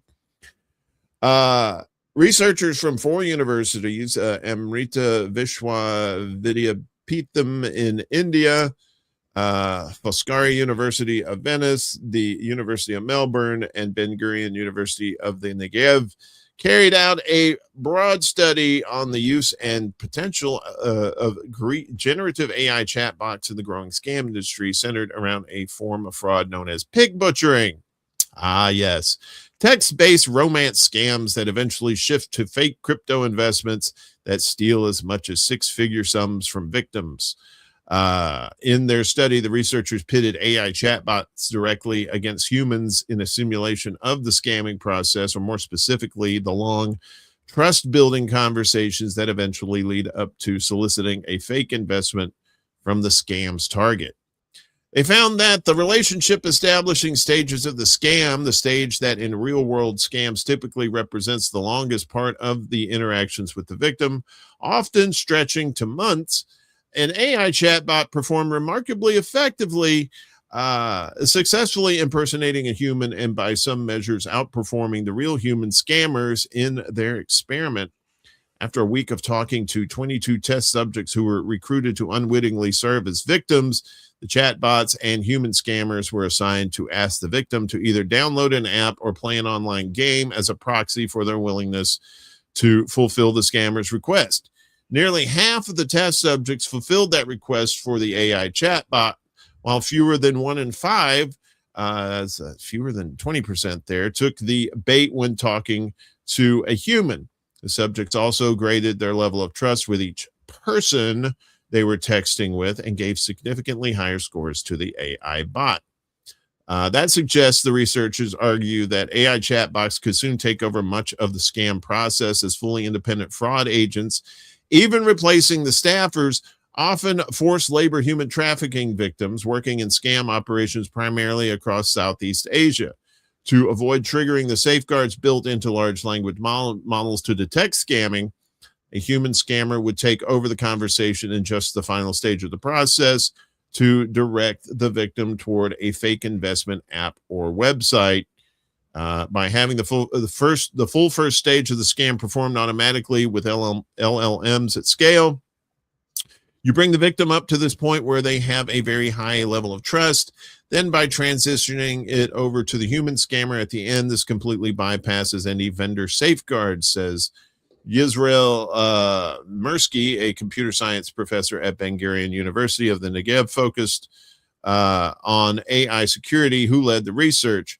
With relatively little effort, we are able to make an agent that can outperform a human at building this exploitable emotional trust. Yes, and AI chatbot seems to be like a new thing that's been popping up. People get, they use like their chat GPTs as chatbots, but there's also the specialty AI chatbots that with different scenarios, they have different stories and stuff like that.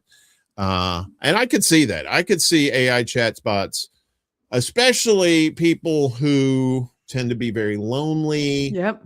And a human can only have so much patience with another human, whereas an AI chatbot keeps spitting that out all day long. It doesn't get fatigued. It doesn't get annoyed. It doesn't have, the cognitive biases that the human brain has. Yeah, absolutely. And it's very disturbing. The other thing is, an AI chatbot can't be arrested. Eventually, yes, there's liability, criminal liability and civil liability somewhere, but you can also pass it along. You can pass the buck on that a pretty long way up. Particularly when a lot of these bots are based in other countries. Yes, there is possibility for international intervention and prosecution, but that's hard to do. It's hard to do as it is with human beings. With chatbots, then you're trying to determine jurisdiction. Where was this operating? And so absolutely, this would become very, very easy to scam people. I got to tell you, and as you pointed out, Uncle Moore, a lot of people, they do connect with these very deeply because, again, they don't lose patience. They're kind, and a lot of the AI models are put together to blow smoke up your butt. They're to be kind they're to support you and be supportive and kind and validating no matter what you're saying. And that has gotten people into a lot of trouble, and particularly with this kind of fraud. Yeah. And again, I tell people, look up these scammer videos where the people are out scamming the scammers, and then the scammers are on the phone and they're just so irate. And because they'll say, okay, now I want you to put this money into this account. Oh, you want me to keep the money? No, that's not what I told you. I remember once the scammer said, he was screaming, "Do you have a dog?" And the guy said, "Well, yes." He said, "I want you to go and get the dog and They get crazy, man. Oh, I know, they go absolutely, but a lot of them also are themselves point out they're trafficked. They've been enslaved. They're being trafficked, and so what they're doing is horrendous. But they're none of all of them are doing it by choice, and it's a terrible situation for everybody. And with the AI, first of all, you don't have to feed the AI. Right. Yeah. Yeah, there's all kinds of limitations with humans that these AI bots don't have to deal with. Okay, I gotta look this up. Maybe it'll be something for Secret Show, Uncle Warren. Have you ever seen someone trolling an AI doctor? An AI doctor. I wouldn't be surprised that's out there. So meanwhile, we have the FTC is charging hims and hers with duping consumers over privacy and billing. What is this about? So the FTC alleged in a lawsuit filed Wednesday that telehealth company Hims and Hers Health deceived consumers about both the privacy of their sensitive data and its billing practices. What? I'm in shock. Contrary to its privacy representations, Hims shared its consumer health information with advertising platforms, the FTC, along with Utah and California, alleged in a complaint brought in San Francisco federal court. The complaint specifically alleges that even though the telehealth company told consumers it would not reveal health data to outside companies, their nose grew and poked them right in the face. It shared consumers' lists with ad platforms and its website embedded tracking tools, including the Metapixel, which can transmit information to Meta about people's online activity. In addition to advertising with Meta, Hims worked with other advertising platforms and shared consumers' health information with these platforms as well, the complaint alleges. For example, Hims shared consumers' health information with Snap, not the government thing, contrary to Hims' privacy promises. Many other allegations related to the privacy claim were blacked out of the publicly available version of the complaint. The complaint also alleges that the company misled hundreds of thousands of consumers by charging them for unwanted prescription medication subscriptions without their express informed consent. The government officials claim that Hims and Hers misrepresents that consumers can consult with medical providers about recommendations, but actually enrolls consumers into plans that charge them for subscriptions almost immediately after they fill out an intake form. Consumers have virtually no opportunity to review the provider's recommended treatment, much less consent to it, the complaint alleges. The company also allegedly makes it difficult for consumers to cancel recurring charges in violation of a federal law requiring businesses to offer a simple cancellation mechanism. Hims and Hers said Wednesday in a post on the tweeters that the lawsuit disregards substantial evidence we provided the FTC following its nearly 3-year investigation, ignores established state laws and industry standards in telehealth, and contorts the law to try to manufacture claims. That's interesting. Projection much? We are confident in our position and will vigorously defend ourselves against these baseless claims, the company wrote. The company also said Wednesday in a website post titled "Our Commitment to Privacy" that its practices are designed to protect people's information. Again, ooh, ow, you poked me in the eye with your growing nose. We separate and exclude information that patients share with their healthcare providers from marketing activity.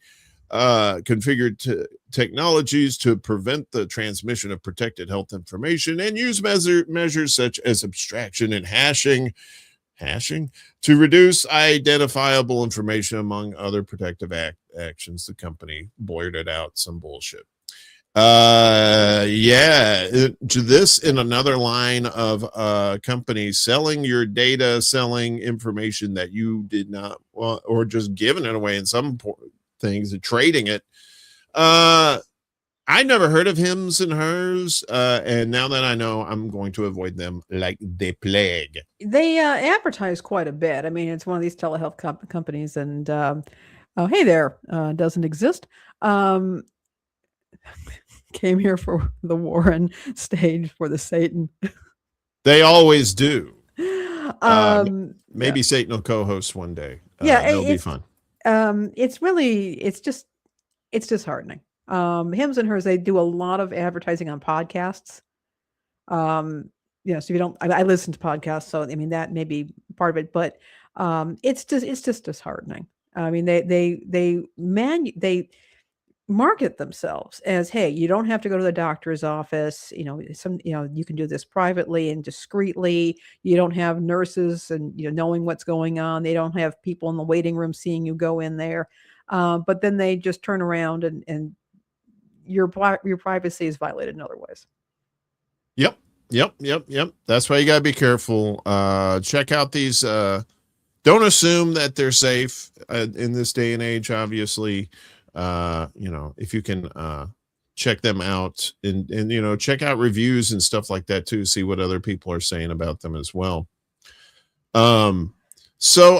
Trump's being accused of having an illegal scam. Also, water wet, sky blue, film at 11. Trump's meme coin may be an illegal scam. Senator Warren warns she wants the SEC to investigate. Maybe that's the Warren. He's talking about for the Warren. Maybe it's Aspen, right? No? Okay. There she is right there. So Senators Elizabeth Warren and Richard Blumenthal are demanding a federal investigation into Trumpy's meme coin, warning that the cryptocurrency may have been used to enrich insiders while hundreds of thousands of buyers suffered steep losses. Oh, my shock face. In a letter sent to Securities and Exchange Commission, the SEC Chair Paul Atkins, the senators called on the agency to examine Trump's namesake token for evidence of fraud, market manipulation, or unjust enrichment. We are concerned that Trump's meme coin scheme may constitute an illegal scam. Warren and Blumenthal wrote in the letter. Trump launched the Trump token shortly before returning to the White House in January of 2025. The cryptocurrency briefly reached a market value of roughly $9 billion before falling sharply from its peak. The coin was trading at around $1.48 Tuesday with a market capitalization of approximately $368 million, according to Coin Market Cap. That marked a decline of about 98% from its all-time high above 73. And if you had meme coin then, I hope you sold, because you ain't going to see those numbers again. Nearly 1 million traders lost a combined $3.8 billion on the token through the end of June, according to research by blockchain analytics company Nansen, cited by the New York Times. Entities associated with the Trump organization initially controlled 80% of the token's total supply. At the same time, Trump has reported substantial income from cryptocurrency ventures connected to his name and family businesses. His 2025 financial disclosure listed more than $635 million in income tied to CIC Digital and the Trump meme coin business, according to the AP. The SEC must be willing to enforce the law, even when potential wrongdoers, including those with powerful political connections, Warren and Blumenthal wrote. And there's more here, but you basically get the gist of it. If the Democrat, they're asking the SEC to investigate if the Democrats actually win back the House and Senate this fall. You might see a push in that area too. You know, that's how they couldn't get Capone on murder and all this other stuff. They got him on tax evasion. Yeah, that's right? a fascinating story. Maybe one day I'll do a show on that. But yeah. So maybe they'll maybe this is their backdoor way of getting Trump. It's like we couldn't get him on anything else, but this meme coin, that's some dirty business. Yeah, I think what sometimes happens, I mean, it happens a lot, I think. You see these true crime shows or whatnot, particularly when it comes to financial crimes, is that the people, you know, they could have gotten away with it if they just hadn't gotten so arrogant. They just kind of expand and expand and expand because they get more confident at every step. And if they had just stopped, probably nothing would have ever happened. But they didn't. And, you know, now they're doing, 15 to 20 in the pen. So, yeah. Well, he's gotten away with a lot of bullshit. It remains to be seen what happens. And this fall should be very interesting, whether you're you believe in electoral politics or not. There's always some crazy time around these parts. So, indeed. So let's a little bit of war news for you. As the U.S. has used virtually all of its long-range precision missiles during the Iran war, sources say. Oh boy, but what if Canada invades? You want to stop there? Okay, thank you. What are we going to do if Mexico starts coming across the border with guns and they're coming to get... So the U.S. Army has used up much of its global stockpile of highly accurate long-range missiles during its 5-month war with Iran, according to 3 people familiar with the data, raising concerns about the military's readiness for future conflicts. The missiles are principally the Army surface-to-surface weapons known as Army Tactical Missile Systems, or ATACMS, and precision strike missiles known as PERSM. That's not a thing. The U.S. has used virtually all of these weapons, according to two of the sources. The degree to which the military is running out of ATACMS and precision strike missiles has not been previously reported. Yeah, you wonder why, right? We don't want anybody to know we're out of missiles. That would be just bad. That'd be just terrible. Don't tell nobody.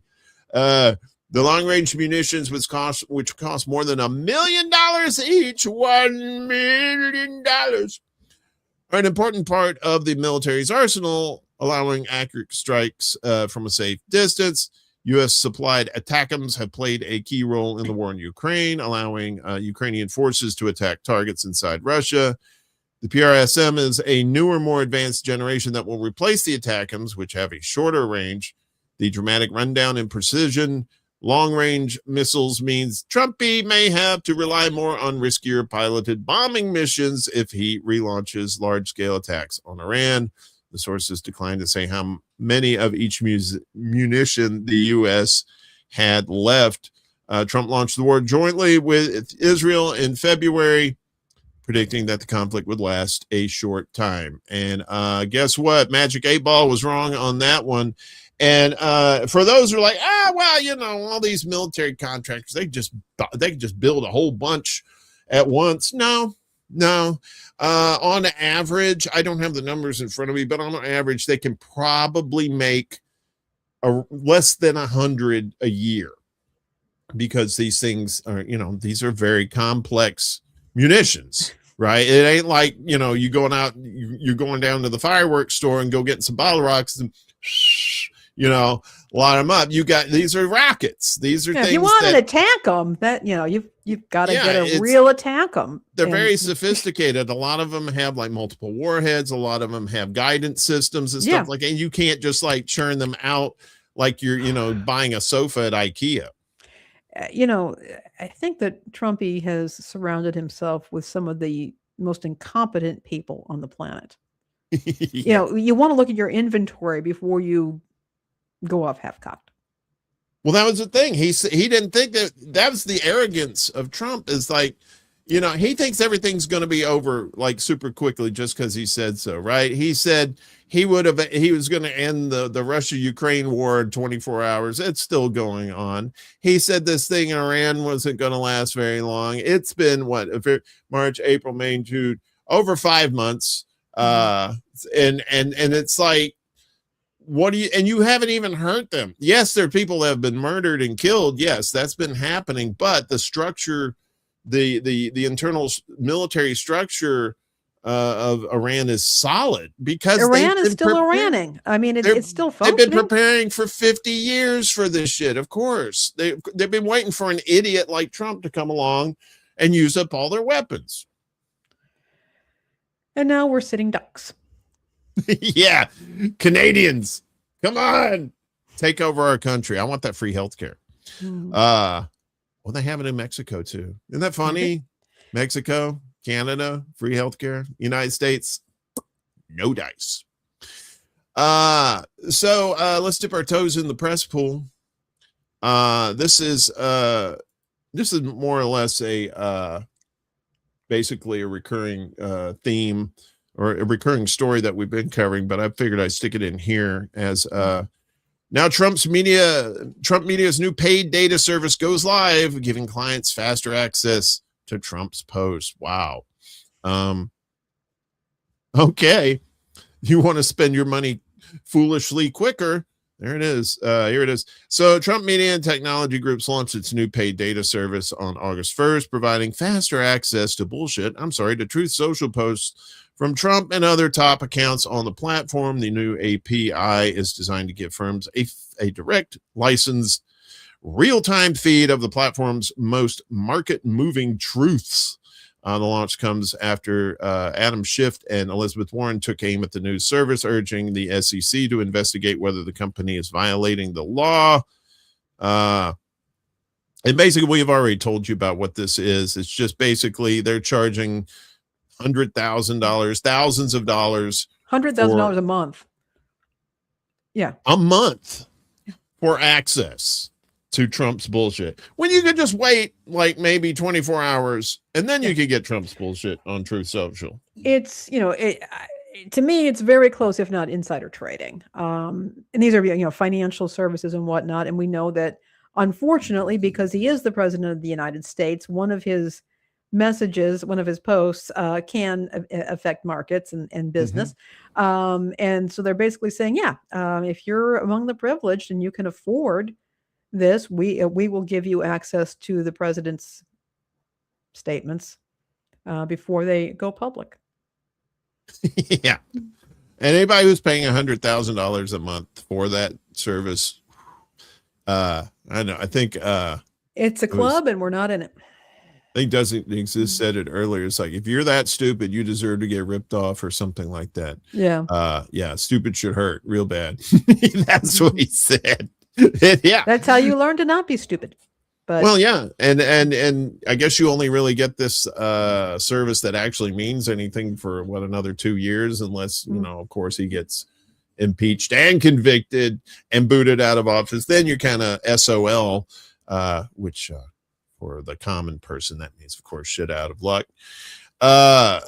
So more like local type news here with this lawsuit here with Wink. This is a story. The story is not all that it seems, but yeah. Yeah, Matt Devitt, Wink News, headed to trial as evidence fight grows. Okay. So a jury trial has been scheduled for September 7th, 2027, in the lawsuit between Wink News, WINK News, and its former chief meteorologist, Matt Devitt. The judge will hear arguments on September 9th on gambling allegations, casino record subpoenas, and Devitt's request to dismiss parts of the lawsuit. Wink News is suing Devitt for allegedly violating his contract by building a competing business while employed. Devitt has countersued, seeking recognition that he owns his social media accounts and asking the court to strike gambling allegations from the case. So they're both headed to trial September next year, after a Lee County judge set a jury trial date in the station's ongoing lawsuit against its former chief meteorologist. So recent court filings show attorneys for Wink News seeking casino records and other documents from third parties, while Devitt's legal team argues the requests are overbroad, irrelevant, and unduly burdensome. This is one of several issues scheduled for a hearing on September 9th. The judge will also consider Devitt's efforts to dismiss portions of the lawsuit. So Wink News, operated by Fort Myers Broadcasting Company, filed the $100,000 lawsuit in late March, arguing Devitt's termination in January followed a pattern of misconduct and not, as he claimed, a complete shock. Let's see. Before the case reaches a jury, both Devitt and Fort Myers Broadcasting Company must complete mediation by March 29th next year. The court has also scheduled a hearing September 9th on several pending motions, including Devitt's request to dismiss parts of the lawsuit, strike gambling allegations from the record, and limit third-party subpoenas. So during a Congressional District 19 Republican candidate forum in Naples on July 14th, media executive Jim Schwartzel said station leadership informed him of Devitt's termination before it happened.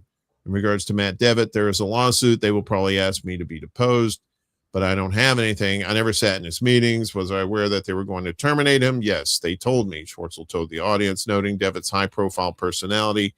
I own the CW and the Fox television station, of which some WINK News airs on my TV stations, which I pay for. So since I'm paying for the product to air on my television station, they want to give me a heads up. I think it would be the right thing to do.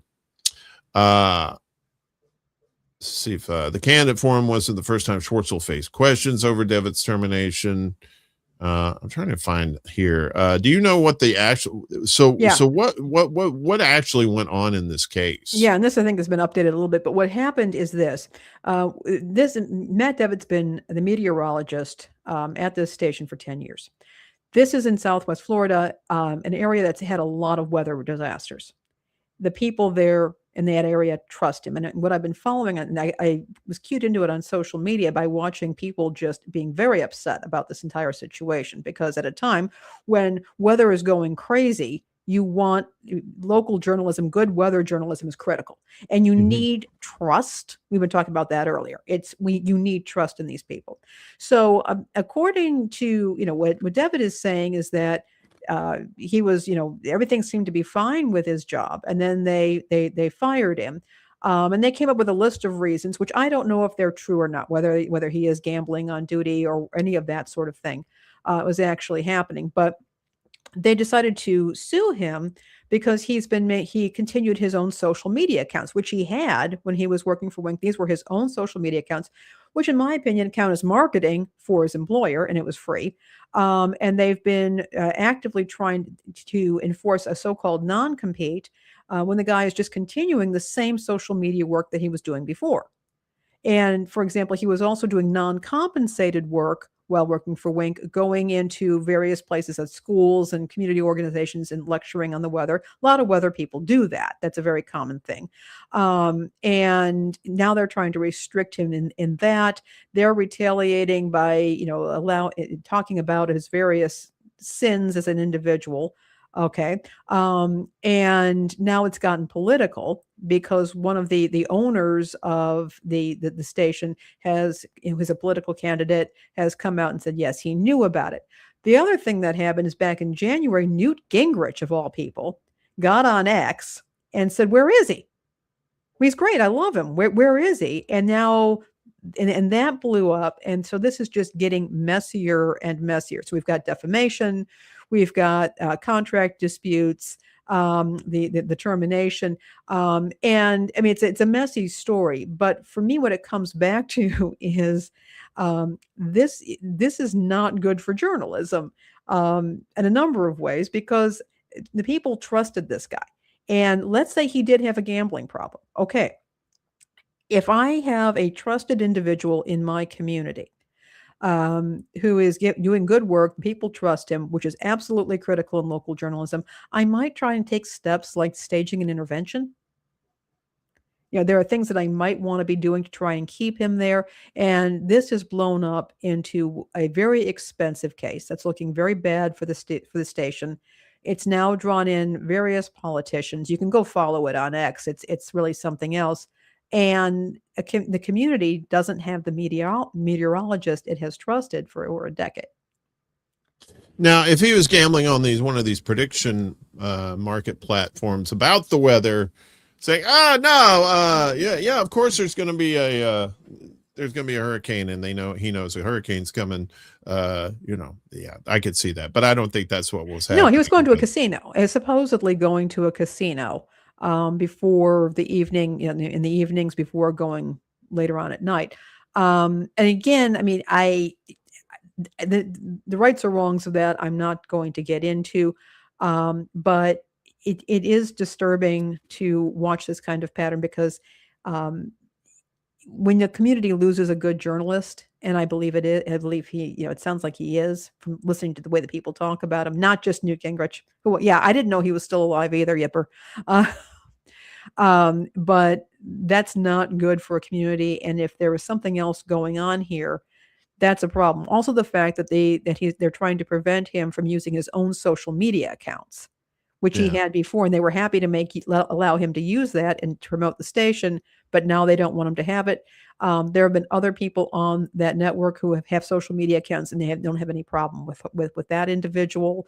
It's really a nasty mess that does not speak well for the state of local journalism.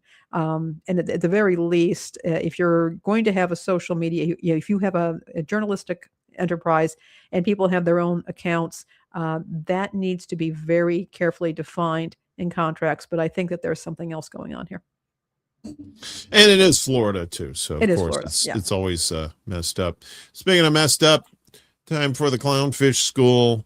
And you would think the State Department people would know where countries are. No, not this State Department. But not this State Department with Marco Rubio in charge. That kind of, you kind of know what you're getting. So U.S. government map of Africa mislabels every country at the global conference. I'm amazed they didn't say, okay, this joint here, we got this over here, this guy calling a country this guy. The U.S. government map of Africa mislabeled every country during a State Department presentation at a global conference in Brazil this week, causing a stir among attenders who took screenshots and posted them online. Reuters viewed a video of the presentation given at the AIDS 2026 conference in Rio de Janeiro, which shows the errant map displayed halfway during a presentation about the State Department's new health agreements. Maybe it's part of that Doge thing. They're trying to save money on State Department money to pay these people, and they're letting their kids do it. A Reuters analysis found the image of the map included in the presentation contained an artificial intelligence watermark, an AI water. So they let AI do that. Come on. The signals it was made with open AI tools. The company said it was investigating the report. The State Department said it took full responsibility. That's rich. For the confusion caused, and that the map had been produced by a team member who hastily changed the slide deck before the event. Yeah, right. The AI probably had nothing to do with it. The map showed Nigeria, where the U.S. currently has several hundred troops deployed, as landlocked in the Sahara Desert. Mozambique, which is in southeastern Africa, was relocated to the Horn of Africa, while that, well, how do you say that? You're fancy. How did you say that? How would you say that? Côte d'Ivoire. Yeah, Côte d'Ivoire. Côte d'Ivoire. Anytime I hear French words, I have to go into my French. But you're anti-fancy. That's right. I am anti-fancy. I am Antifa of the anti-fancy. In West Africa, it was placed on the other side of the continent. And also Chad was placed in Cleveland, Ohio, which was kind of weird because that's not even in Africa. Screenshots of the map first appeared in a Substack post by the AIDS expert Emily Bass and were widely shared on LinkedIn, with one post garnering about 40,000 views. Whoever created and approved this bullshit, I'm sorry, that's my addition there. Approved this slide did not know where countries in Africa are and did not care to check their work, wrote Matt Petit, Matt Petit, who focuses on AI and geopolitics at the Atlantic Council. In the post, the State Department said, "We take full responsibility for the confusion and misrepresentation it caused for attendees, including our African partners." The speaker at the conference was Jeff Graham, the top U.S. health envoy, who oversees the initiative known as the President's Emergency Plan for AIDS Relief, or PEPFAR. He did not reply to requests for comment, and I really don't blame him, because I would have been like, really? So they let AI do this. They didn't check the work, and then AI said, "Yeah, screw it. Let's just reorganize Africa." What do you say? Maybe that's what we want to do. Maybe those are actually dastardly plans that we have. Now that we've kidnapped the leader of Venezuela, and we just want to go in and start carving up other countries. But we have to get our missiles back. We should hashtag make Cleveland Chad again. If it ever was in the first place. Finally, today we have we have ghost ancestors in our DNA. Science be sciencing, and I don't know if I like this or not, but let's read this. So, new technique pinpoints human DNA inherited from ghost ancestors. Yeah, I'm always fascinated by our history as a human race. So, two mysterious human relatives left their genetic footprints in the modern human genome alongside the DNA of Neanderthals and Denisovans, underscoring the fact that our ancestors interbred with many groups of hominins they encountered over millions of years of evolution. These are the original hoes, by the way. They did not care. While previous research found hints that modern humans had interbred with ancient hominins, in addition to now extinct Neanderthals and Denisovans, a new study by UC Berkeley researchers pinpoints areas of the genome inherited from these unknown ancestors and establishes a timeline. This was possible using a new technique the researchers developed that leveraged hundreds of genomes from modern-day humans to find ancient genealogical relationships. One of the unknown ancestors, which the researchers referred to as a ghost ancestor, interbred with modern humans in Africa prior to 50,000 years ago, before the most recent migration of Homo sapiens out of Africa into Europe and Asia.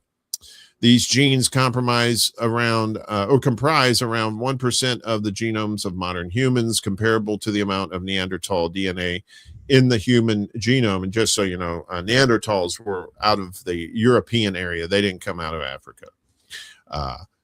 They were the OG honkies. That unknown hominin lineage actually split off from the modern human lineage around the same time that Neanderthals and Denisovans diverged around 800,000 years ago, though they interbred with modern humans earlier.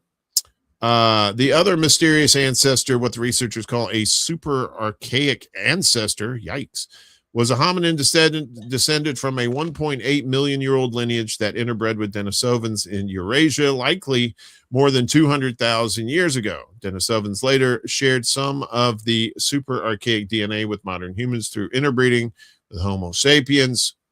And then this goes on here. You can read the whole article here on our Substack. And fun fact, I saw this video about how the Neanderthals went extinct.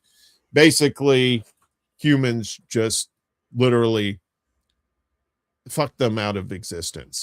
The thing was, they couldn't, the Neanderthals couldn't. So when you had a Neanderthal who bred with a Homo sapien, that child was predominantly a Homo sapien, with maybe like a small fraction of it being Neanderthal, which explains a lot of the bullshit that happens in Washington and with our current state of affairs. I think that's more than 2%. That's probably like 30 to 40% Neanderthal stuff that's going on today. What do you think? That could, I mean, it is fascinating. I find this kind of perspective fascinating. I think Doesn't Exist was talking about the Anunnaki. Funnily enough, I'm reading the work of Dr. Michael Heiser, who's talking about the Nephilim and the giants that bred with human women. You find that in the Bible and in the canonical Bible, or what is considered to be the canonical Bible, but there's also the Book of Enoch, which is in the Ethiopian Bible, that talks about this. And the funny thing is, Heiser, before he died, it was a stalwart evangelical. He's not some crackpot. He was a very well-respected scholar who got into this, and he's taking this to look at what sin is and what Jesus did, but it has implications, I think, for a lot of things. So I'm fascinated that you brought this up. And as for, yeah, I absolutely, I think human beings, we just, we're horny creatures.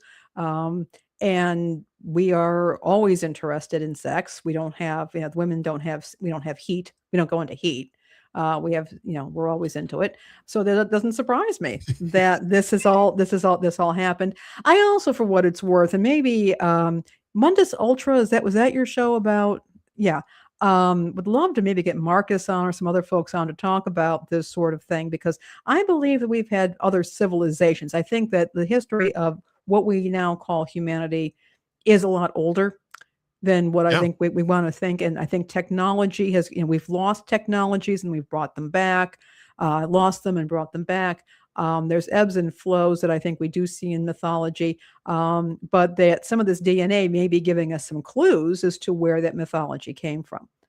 So I'm all about it. But yeah, I mean, if we could get a show on this, I could talk about what I'm learning, and it could be a lot of fun. Yeah. We'll do an Anunnaki show. I'd love to get you and Marcus on there, and I think that would be interesting, your perspectives on that as well, because he's a big time Bible scholar himself. I've had him on there before, and you are too. And I think that would be, and I'm just fascinated by these writings by Zecharia Sitchin and where we came from, and these books that were left out of the Bible too, that are like the Book of Enoch, that are in some other Bibles. I mean, there's not one Bible. I mean, exactly, what the Protestants have, the King James, okay, but then, the Roman Catholics have theirs, the Eastern Orthodox have theirs, some of the Oriental Orthodox have theirs, the Ethiopian Orthodox, they have something else entirely.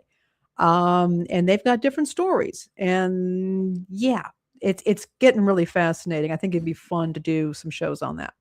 We're really starting to question a lot of stuff that's been taught about the history of humans, especially like when you go back to the discovery of Göbekli Tepe in Turkey, which was found, these intricately carved stones with all kinds of figures, animals and stories and stuff on there that hunter-gatherers could not possibly have done at the time. And if they had, it's like they didn't have the tools or anything to do that with.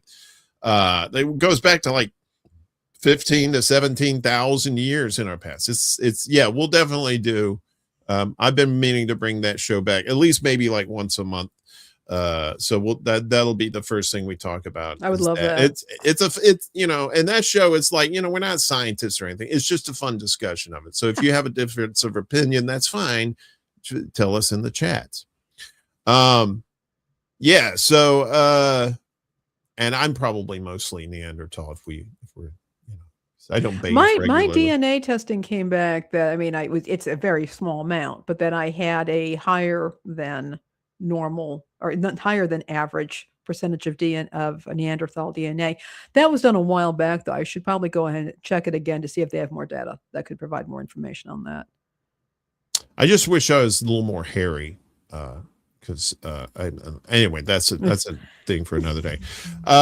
Coming up tonight on Extra Bull Alive at 8 Eastern, 5 o'clock Pacific time. My buddy Robert Moore is coming on. You've probably seen him on some of my shows as a astrophysicist talking about space and all the space goodies. Well, he's got a book now. It's called Mortal.exe. It's his first book. It's a sci-fi fantasy book, and we're going to talk about his inspiration for writing it, what got him in, what's his writing process, that sort of thing. And super cool guy. He's probably one of my oldest friends. I don't say that because he is old, because he's the same age as we are, but I've known him for well over 50 years. And he always brings good information, and he's a swell guy too. So that's going to be tonight at 8 p.m. Eastern, 5 o'clock Pacific time on YouTube, Rumble, and Facebook.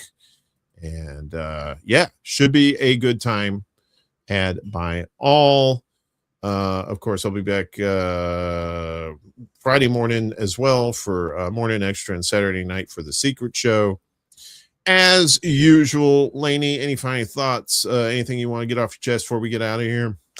Just reminding everybody, this is time to be checking on your neighbors, older relatives, friends who maybe are ill. With this heat coming up, please be aware. If you can, also check with your municipality's Office of Emergency Management.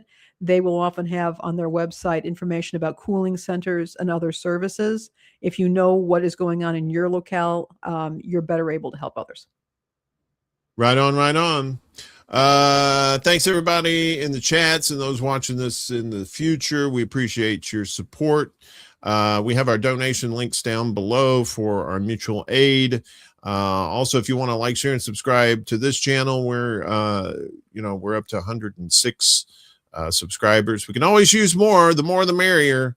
So the link is right down below here, but you can also go to our link tree, The Undercurrent. Don't forget about our Substack as well for the show notes. And other than that, I guess we are going to say via con huevos. That means go with eggs. See y'all tonight for Extra Bull Alive. Peace out, y'all. Peace out.